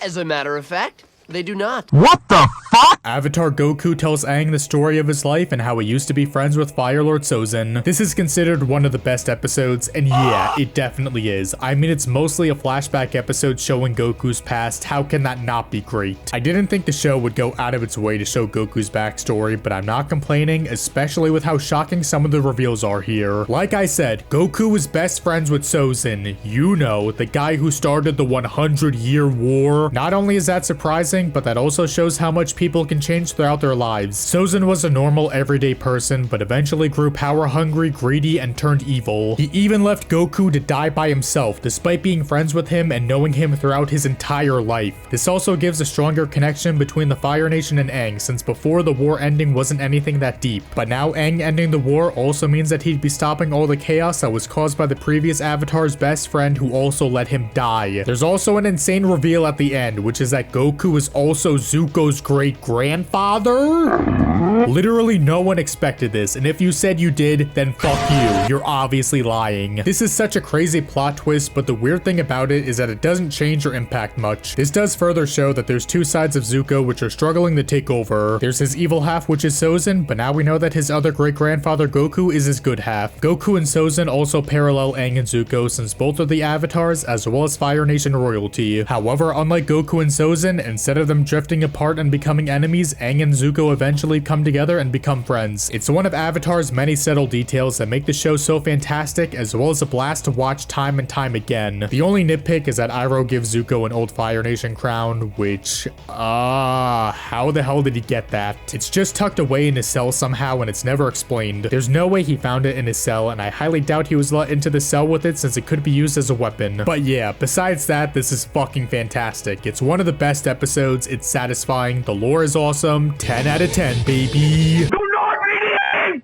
Do not redeem the card! Toph scams a bunch of scammers, however Katara doesn't think it's right, so the two of them get into an argument. This is easily considered to be one of the worst season 3 episodes, and that's mainly due to a large majority of them being great, so this one sticks out a lot.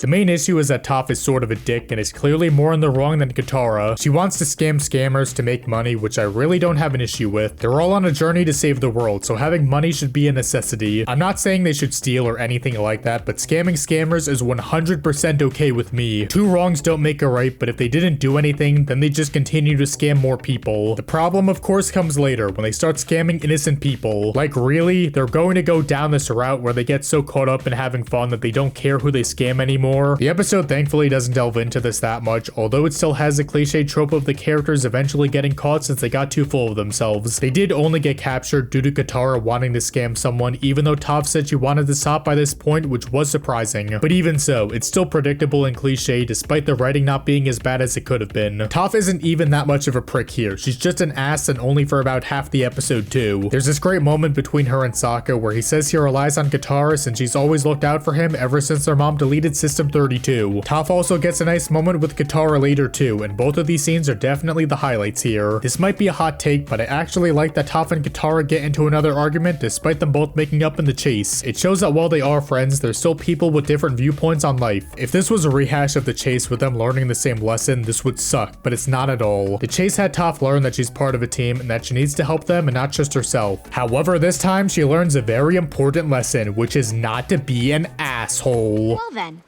what's this?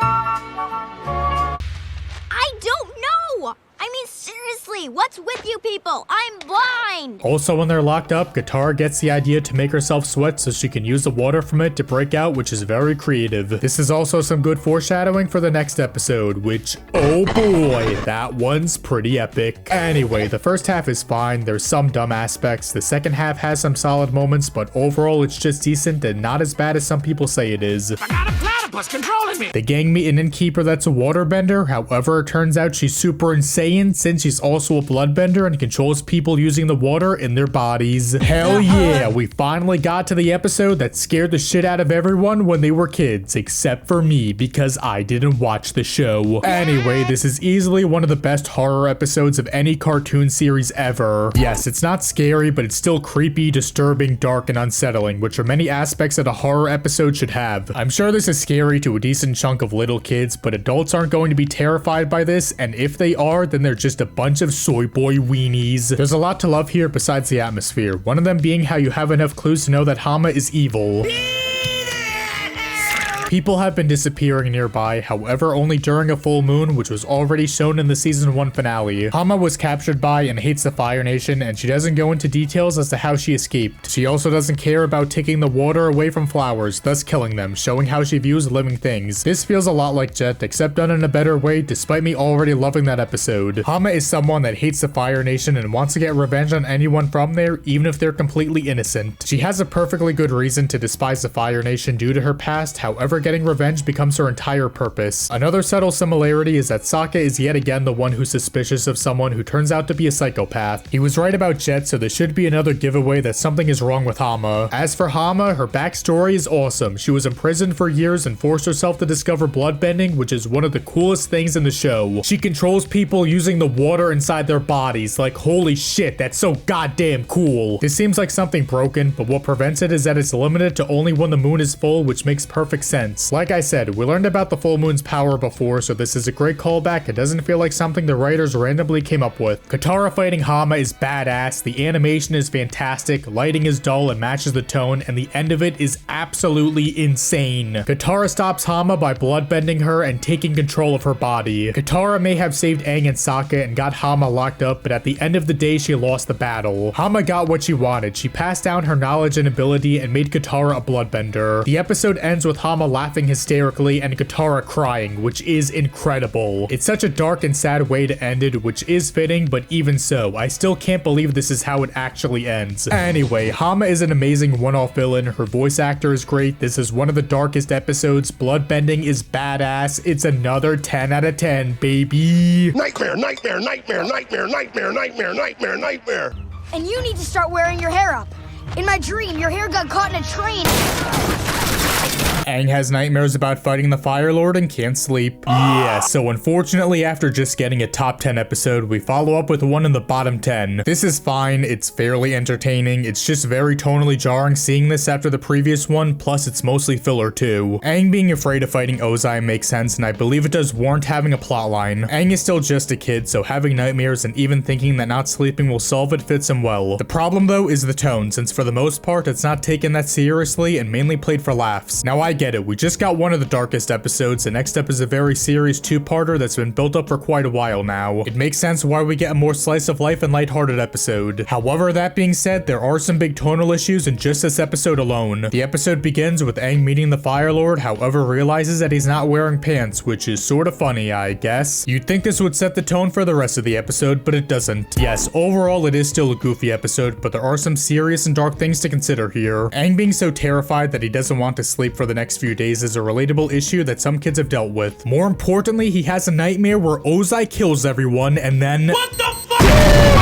It's such a serious scene, which while great on its own, feels out of place here. That's because this is shortly followed up with Aang dozing off and thinking about kissing Katara. After that, he imagines Momo and Appa talking and battling each other, which while fun, still feels a bit out of place. Again, these both come after such a serious nightmare scene, which makes you think the episode is going to go in a more serious direction, which it doesn't. I don't mind the lighter tone, I enjoy Avatar's comedy, but it's such a big shift compared to the previous scene as well as episode 2. If they wanted to be both goofy and serious, then they should have had the episode begin by being extremely over the top and funny, but then gradually get darker. Another issue is that there's not a whole lot going on with the plot. It's sort of the same thing over and over again. Aang has a nightmare or daydreams, gets scared, rinse, and repeat. Despite how bare bones this is, there's still a Zuko plotline, which while nice is easily one of the weakest of any episode. He hangs out with May, worries about attending a meeting with his dad, later goes to the meeting, enjoys it, and yeah, that's pretty much it. Like I said, this is so close to being labeled as filler, but I wouldn't say it's skippable since Zuko does develop a bit and this is somewhat important for Aang too. Anyway, there's some nice and funny moments, it's still fine, but also easily one of the weakest episodes.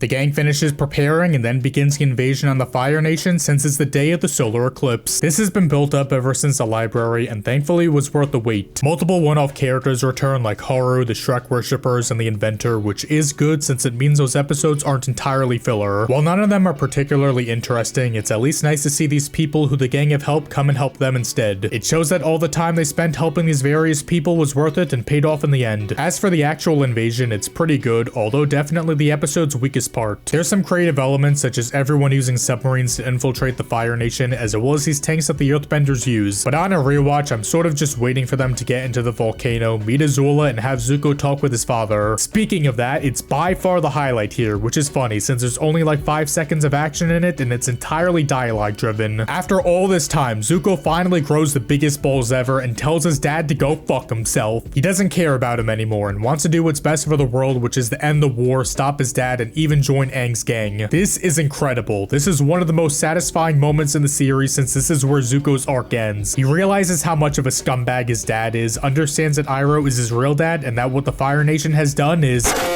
all he cares about is doing the right thing, which again is extremely satisfying since he's been trying to find himself for the entire series. He slowly grew and developed and even potentially could have lived the rest of his life with his uncle in Ba Sing Se making tea, but shortly after that he went on the wrong path, betrayed his uncle, and realized his mistakes. This is the start of his redemption arc and it's fucking fantastic as hell. I love this, as well as Zuko redeeming himself in the next episodes. The end of the scene is also insane too, since the entire time you're left wondering why his dad would even bother to sit there and listen to Zuko. He doesn't give a shit about him, so why is he wasting his time and not doing anything? Well, that's because the eclipse started, so he's purposely stalling by talking to him, and the second the eclipse is over, he strikes Zuko with lightning. But then holy Andrew Tate, Zuko's training with Iroh paid off and he redirects the lightning right back at him. This is insane. This might just be the most hype moment in the entire show. I lose my mind every time I watch it. Anyway, the rest of the scenes, especially the Azula ones, are super solid too, although the best has to be the ending. The gang realized that they lost the battle and retreat while leaving most of the people behind, including Katara and Sokka's father. Like I said before, I don't care for most of these characters, but either way, it still sucks to see them all left behind. It makes the gang somehow end up in a weaker state than they already were before this. They don't have an army anymore, and all they're left with is a small group of teenagers. That's literally it. This was expected though, and is a minor nitpick since it's very obvious that they weren't going to succeed here. There's still half a season left, although maybe when this first aired it was more surprising since no one knew how many episodes were left. But even so, we already knew that Azula and Ozai were aware of the invasion, so obviously they had some plan to prevent themselves from losing. Anyway, it's a great mid-season finale. There's some fantastic moments, and I can't even imagine how brutal it was to wait half a year for the next episodes to air. I don't want to be the bad guy anymore. The gang make it to the Western Air Temple to hide, where shortly after Zuko comes and tries to convince him that he's good now. We're now at the second half of the season, and from here on out, literally every episode is at worst great. Season 2's second half was mostly strong, but the quality of these episodes are just superior overall. As for this episode, it's again really satisfying seeing Zuko own up to his mistakes and try to befriend everyone. For most of the series, he's been trying to capture and kill them, but now he's trying to join their team. I love how everyone reacts to Zuko too. Aang is mixed on it, Sokka will do whatever Aang wants, Toph thinks he would be a good addition, but Katara clearly hates him. It's a small yet great detail that helps make these characters so distinct. As much as I love Zuko, and as satisfying as it is to see him act like this though, there is one issue here, which is the fight against Combustion Man. So he comes and Zuko tries to stop him from killing Aang, but fails. Then Sokka hits him with his boomerang, Combustion Man tries to use his exploding powers, but then yeah, so that's how Combustion Man's arc ends, which is really underwhelming and seems like a big missed opportunity. Shouldn't Zuko have been the one to fight and finish him off since he's the one who hired him? This would have proven to everyone that he's changed, plus seeing Zuko fight is always cool. Having Sokka be the one to land the final blow just seems off and confusing. Like, yeah, it's surprising and all, but that's really it. I never cared for Combustion Man. He is surprisingly forgettable and not that important of a character. It's not like this moment has been built up for 2 seasons or anything like that, so it's not that big of a deal. This just sticks out as the weakest part of what still is a great episode. Fire! Fire! Fire! Aang and Zuko go to an ancient temple and discover how firebending originated. Now that Zuko is part of the team, you'd think he'd be able to train Aang with no problem, but surprisingly he can't firebend anymore. That's because for his whole life his source of power came from his anger, which he learned to let go of, and is why his firebending is extremely weak. This is awesome. Handicapping Zuko like this seems dumb and forced at first, but the way it's written is so well done. This could have easily been an episode about Aang learning firebending, but no, the writers went above and beyond here since it's about both Aang and Zuko learning. Zuko has to learn firebending from scratch, meanwhile Aang has to stop being afraid of fire and learn that it's not used just to hurt people. There's this great scene at the end where 2 dragons come and breathe fire with various different colors in it. Throughout the show, fire has always been shown to be red, yellow, blue, and white, and that's because all those fires were made to cause destruction. But it turns out there's a harmless side to fire besides that, which is represented by the colors of purple and green. This demonstration lets Zuko and Aang fully understand what fire is capable of, and seeing them both firebend again is super satisfying. 10 out of 10, baby! It's in the top 10, and it sucks that there's less than 10 episodes left. Sokka and Zuko go to a Fire Nation prison in hopes of finding some of the captured warriors from the invasion. This is probably the most controversial episode from the second half since I've seen people say they love it, think it's below average, good, underrated, etc. As for me, it's really good, although there's definitely issues, one of them being that this is a 2-parter, yet it doesn't really need to be. So in part 1, Sokka and Zuko make it to the prison, they find Suki and are about to escape but then decide not to. That's because they find out that more prisoners are going to be brought in the next day, and Sokka hopes that one of them is his dad. dad. So they stay the night, and oh wow, would you look at that. Sokka was right and his dad was one of the new prisoners. That seems awfully convenient. Then in part 2, Sokka reunites with his dad, Team Azula comes, but they manage to escape. There's some details I'm leaving out, but while summarizing it, it's sort of like the opposite of the season 1 finale. That was jam-packed with plot developments, but here there's not that much going on, especially for a two-parter. With some notable rewrites, this could have turned into a super tightly paced episode, but at the same time, it also could have ended up being rushed too. The best case scenario would have been to make this an episode and a half special, although obviously that never would have happened since it would have been a pain in the ass to air. Anyway, another issue is that Zuko hypes this up as being in the most dangerous prison in the Fire Nation. However, despite this, both of them managed to land there, break in, steal some armor, trick the other guards, and communicate with others. Also, they could have easily gotten away the first night, so if this was trimmed down to one episode, it would have ended here, which would have been super underwhelming. So yeah, despite this being a prison break episode, it's not as thrilling as it should be. Part of this does have to do with Sokka being such a great leader, but half of it is also due to the guards and warden being sort of incompetent. Like, not for nothing, this dude is in charge of the whole prison, yet he gets captured super fast and easily, which again seems underwhelming. Also, I know Suki is athletic and all, but her climbing up these walls seems pretty unrealistic. Anyway, like I said, there are some dumb and convenient things here, such as Sokka never getting caught and his dad coming the next day even though Suki was already here. Also, Mei somehow gets here in less than a day, which seems weird, although maybe this is close to the Fire Nation's capital. Mei is also close to Azula, so I'm sure she'd be able to get anywhere she wants faster than Foxy. Anyway, one thing I don't understand is why the prisoners don't just team up and attack all the guards. They aren't chained up, handcuffed, or restricted at all. Hell, they can even firebend if they want to, which seems insane. I get that this is a prison with various different kinds of people, but even so, there are clearly more than just a few firebenders here. All they have to do is work together, start a riot, and knock all the guards out. There are a decent amount of guards, but there are so many prisoners that it doesn't really matter. I guess this would sort of be a rehash of in prison, since the prisoners would be motivated to fight back and escape. But even so, this never crosses Sokka's or anyone else's mind, which seems really weird. Anyway, there's definitely problems here, and it feels like they needed one more draft to make this great. That being said, these are still episodes in the second half of season 3, and like I said, all of them are at worst really damn good. The setting is unique, it's still exciting, even if it's not as much as it could have been. Sokka and Zuko working together is great, and the second half of part 2 kicks ass. The fight against Azula and Ty Lee is intense, and seeing Mei and Ty Lee betray Azula is fantastic. These are the only two people that she considered to be her friends, but obviously they don't think the same as her. Mei understands why Zuko left to help Aang, and Ty Lee is Mei's friend, so she'll stick with her, even if that means betraying Azula. Most of the time they're together, they all get along, but it's easy to forget that Azula scared Ty Lee into coming along with her, which isn't something a friend would do. It's a great moment, and this also leads to Azula's downfall, which will progress later on. Anyway, this might not be the strongest two-parter, but it might just have the best line in the series. My first girlfriend turned into the moon. That's rough, buddy. That's why your mama dead. Dead as hell. Well, hello!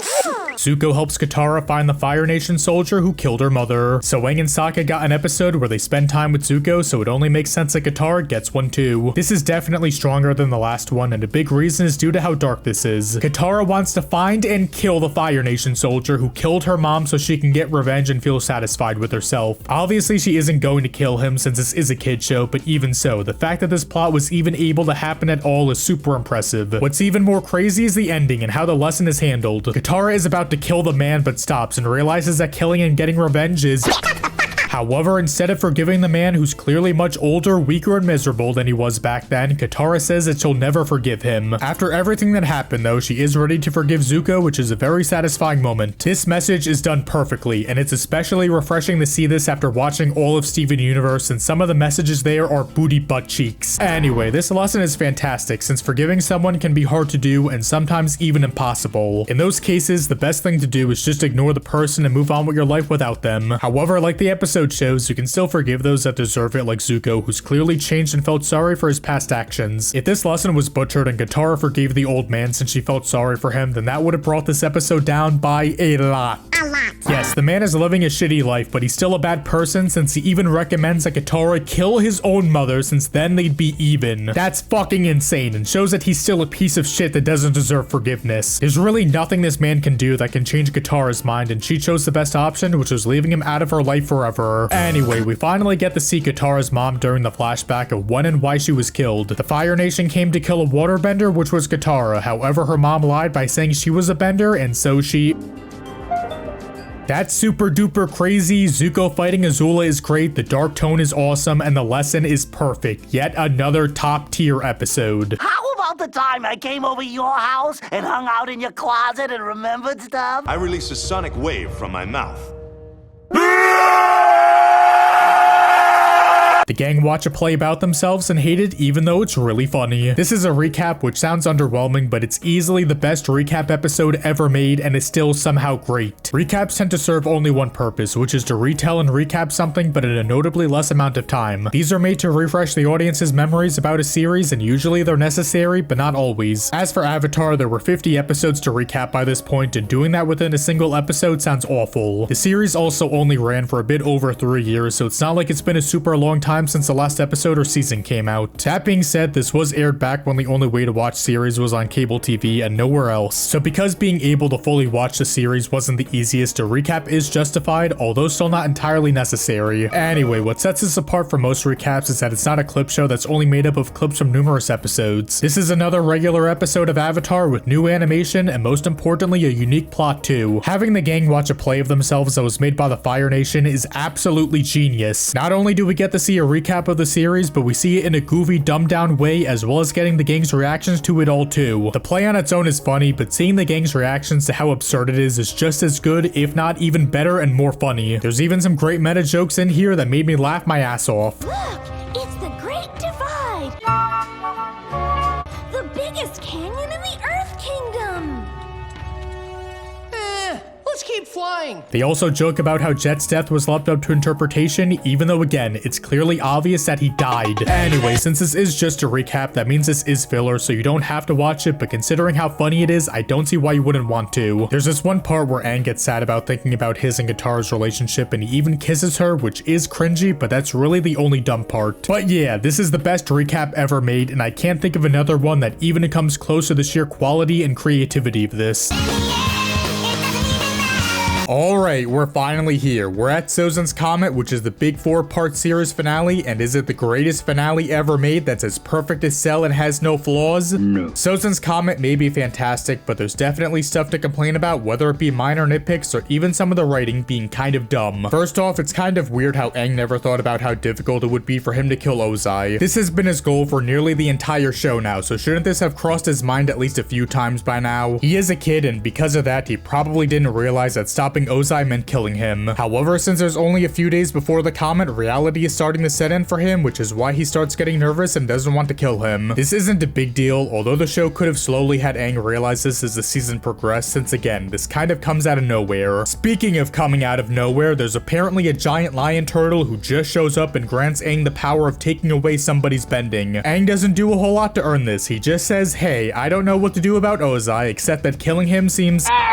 So the lion turtle gives Aang the power to take away Ozai's bending because Aang showed that he's a good person since he doesn't want to kill anyone. That's kind of stupid, mainly because this, as well as the lion turtle, were never previously established, so this reveal and concept are both pretty jarring. Many aspects of Avatar are extremely well written, and a decent part of that is due to a lot of the show feeling as if it was already planned out from the beginning. Yes, the first season is much rougher than the other two, and there are some notable weaker moments, but overall you can tell that the writers knew exactly what they were doing, since so many plot developments, character arcs, and world building are so well executed. This, however, is the one exception, and while it's far from bad, it still sticks out as being a last-minute addition to the story. All they really had to do was hint at and introduce this concept, as well as Aang's fear of killing Ozai earlier on. This idea isn't bad, it's just not executed that well, especially for Avatar standards. This is the worst part about the finale, although there's two more notable gripes I have. This is another common complaint, but Katara being the one who finishes off Azula seems very off and not that satisfying. Throughout the series, Zuko has been weaker than Azula, and was even convinced by her to betray his uncle. However, slowly he grew stronger and was eventually able to end their last match in a draw. Since he relearned firebending, switched sides, and grew as a person, wouldn't it make sense to have him fight Azula and be the one to stop her? He does fight her one-on-one at first, but then Azula plays dirty by forcing him to protect Katara and get hit by her lightning.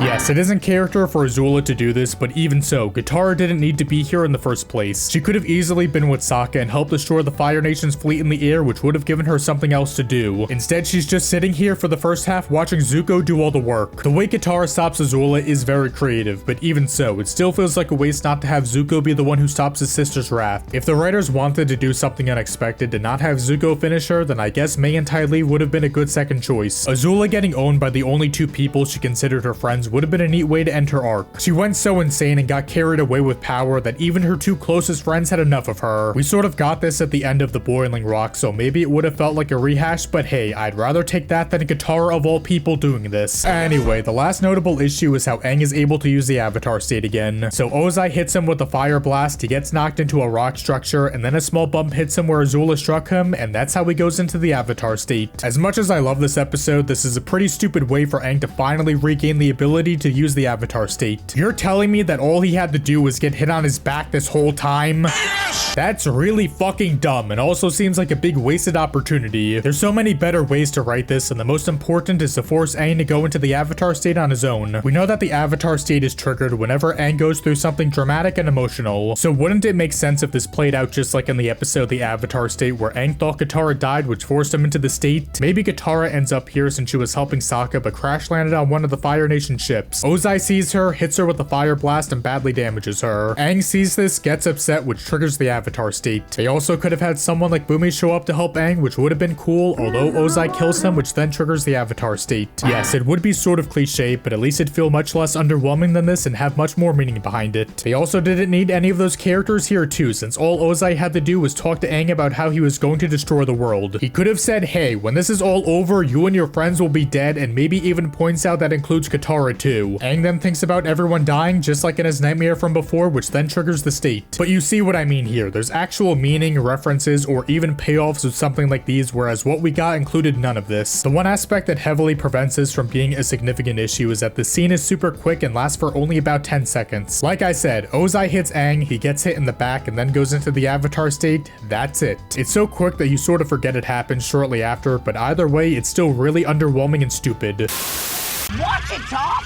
I am not Top! I am Melon Lord!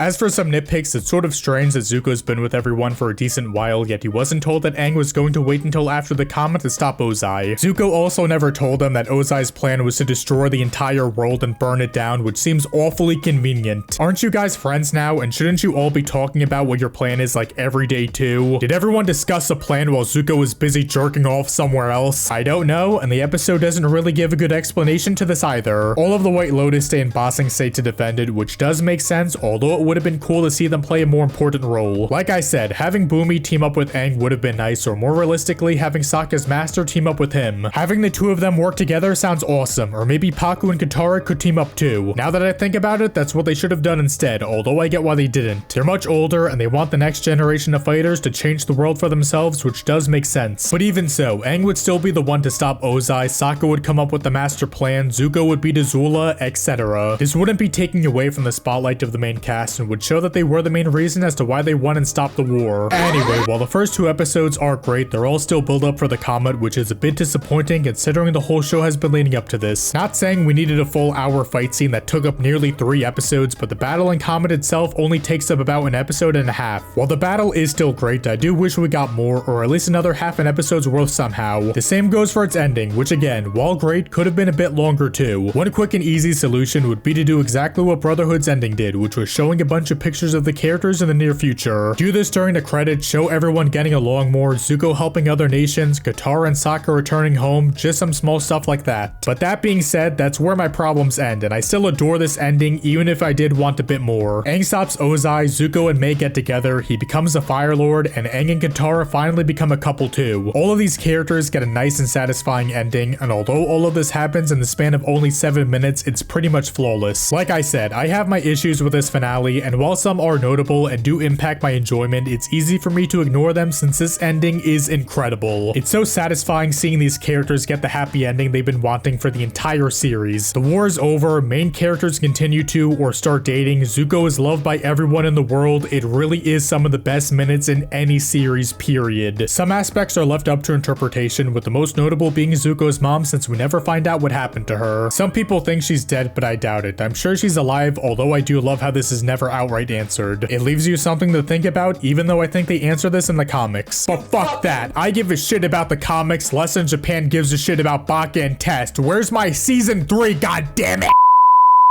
Anyway, we get to see June again, along with all the other important White Lotus members, which is nice. Aang talks to some of the previous avatars, Zuko reunites with Iroh, which is yet another amazing moment. Both Aang fighting Ozai, as well as Zuko fighting Azula, are beautifully animated and are some of the best fights in the entire show. There's also Azula going absolutely insane, which was written very well since this was hinted at in the beach and even back during Zuko Alone. Azula is upset that her mother dislikes her, plus getting betrayed by Mei and Ty Lee also made her go super duper crazy too. I love how the last time we see Azula, she's screaming and crying, showing just how lost and devastated she is. While I still wish Zuko finished her off, this is a pretty great as well as funny way to end her arc. But yeah, not much else to say. This finale is fucking incredible. It's not flawless, but its strengths heavily outweigh the few problems it has. Anyway, guess it's time to answer the question a decent amount of you have, which is wondering if this truly is the best episode like a lot of people claim it is. Unfortunately, the answer to that is complicated since I'm scoring each part individually in the final ranking. Parts 3 and 4 I feel comfortable saying are the best episodes of the series, but not 2 and especially 1. So by that logic, as a whole, Sozin's Comet should be like a strong 9 out of 10, but it wouldn't feel right ranking it lower than some of the other 10 out of 10 episodes. If I had or wanted to rank each episode as a whole, I'd probably still say that while not flawless, Sozin's Comet as a complete 4-parter is still the best Avatar has to offer. Yes, it's not perfect and is notably more flawed than most of the other 10 out of 10 episodes, but for what it does right and for what it accomplishes as a series finale, it's fucking phenomenal and still is one of the best finales ever made. Well, I'm done reviewing every single episode, but if you've seen my other rankings, then you'd know that this isn't where the video ends. That's because it's time to quickly go over and rank all 3 seasons, although it's super obvious how the ranking is going to go. That being said, I'm curious to see how close seasons 2 and 3 are going to be and how much worse season 1 is, so let's get right into the news. Number 3. Yeah, so even before I started my rewatch, I knew exactly how the season ranking was going to go. Season 1 is by far the weakest, since the characters aren't as developed, the story isn't as thrilling, and the episode quality isn't super great either. Most people say episode 7 is when the season truly starts and feels like Avatar, which I can sort of agree with. While the early episodes are far from bad, most of them aren't anything too special, and you can tell the writers were still learning what works and what doesn't. The first episode is a great way to start off the series and is one of the stronger premieres, but compared to other episodes, it's still somehow one of the weaker ones. Then again, like I've said plenty of times already, that just goes to show how fantastic the series is. Anyway, while most of the episodes aren't anything amazing, there's still some gems like Jet, the Storm, and of course the 2-part finale. There's a handful of episodes that aren't that good, but I can cut them some slack since this is still only the first season. Because of that, I'm also mostly fine with this being more slice of life and episodic, even though there still is an overarching narrative. Like I said before, the biggest missed opportunity was dedicating only 3 episodes in the Northern Water Tribe. While those episodes didn't feel too rushed, they could have done notably more, such as further developing some of the characters. This is also an issue since reaching the tribe is the only goal of the season.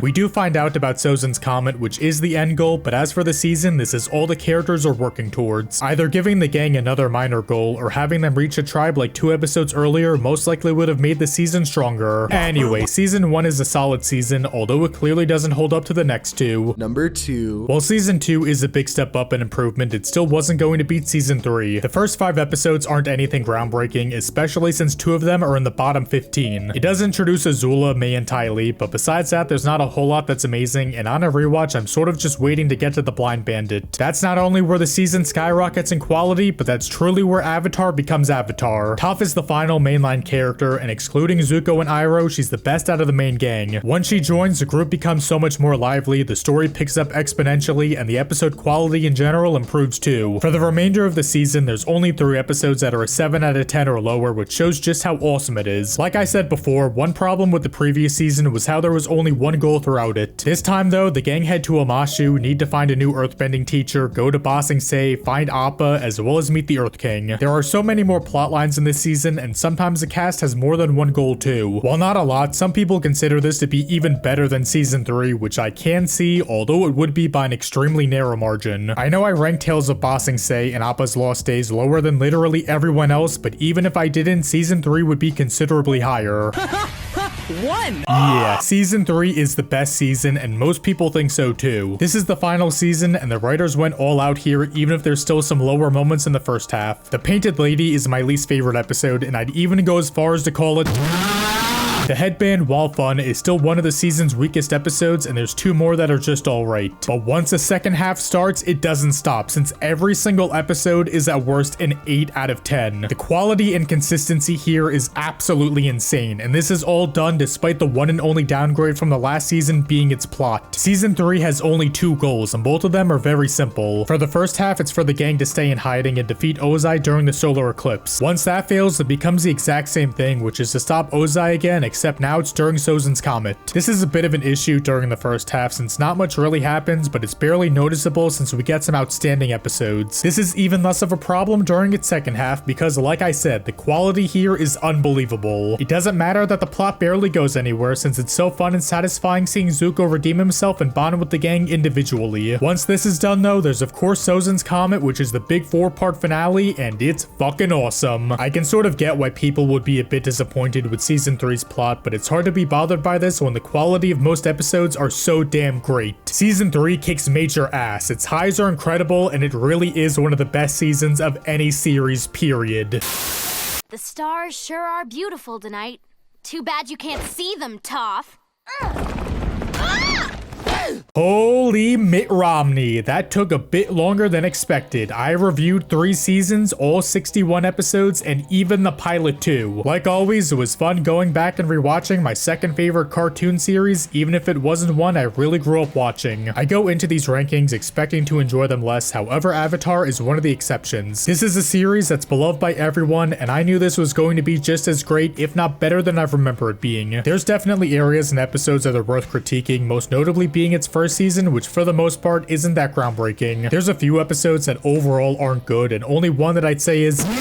But besides a small handful of episodes, 2/3 of the series is an 8 out of 10 or higher, which is absolutely insane. The sheer quality and consistency here is unbelievable, which is a big reason as to why this is considered to be one of, if not the greatest cartoon series of all time. Yes, Avatar still holds up to this day and will continue to hold up for the rest of my life. It may not be perfect, but it's still one of the few series that I'd rank a perfect 10 out of 10.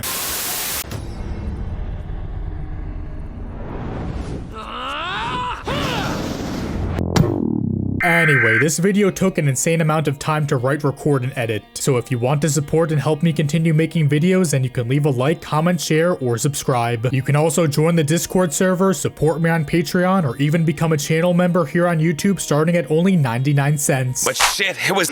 For those who don't know, I started making polls where I let you guys decide what show I should rank and review next. Last time you guys voted and chose Avatar, so I'll let you guys do it yet again. When this comes out, I'll make a new poll which will include Korra, Gravity Falls, Adventure Time, and regular shows, so you can all vote for which of those I'll review next. Anyway, that's the end of the video. It's time for the episode ranking. Play that funky music, white boy. Winter, spring, summer, and fall. Winter, spring, summer, and... Oh, yeah! This better not get fucking copyright struck, you motherfuckers. I'm gonna be so fucking pissed if I have to re-upload this and wait a whole fucking day. Oh, yeah! Deftones is back, baby! Yeah! This town don't feel mine. I'm fast to get away far.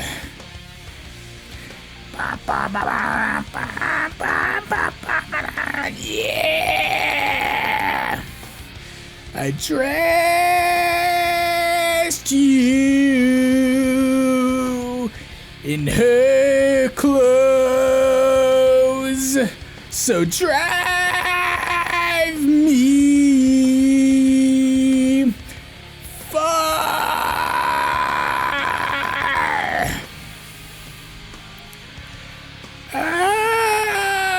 away,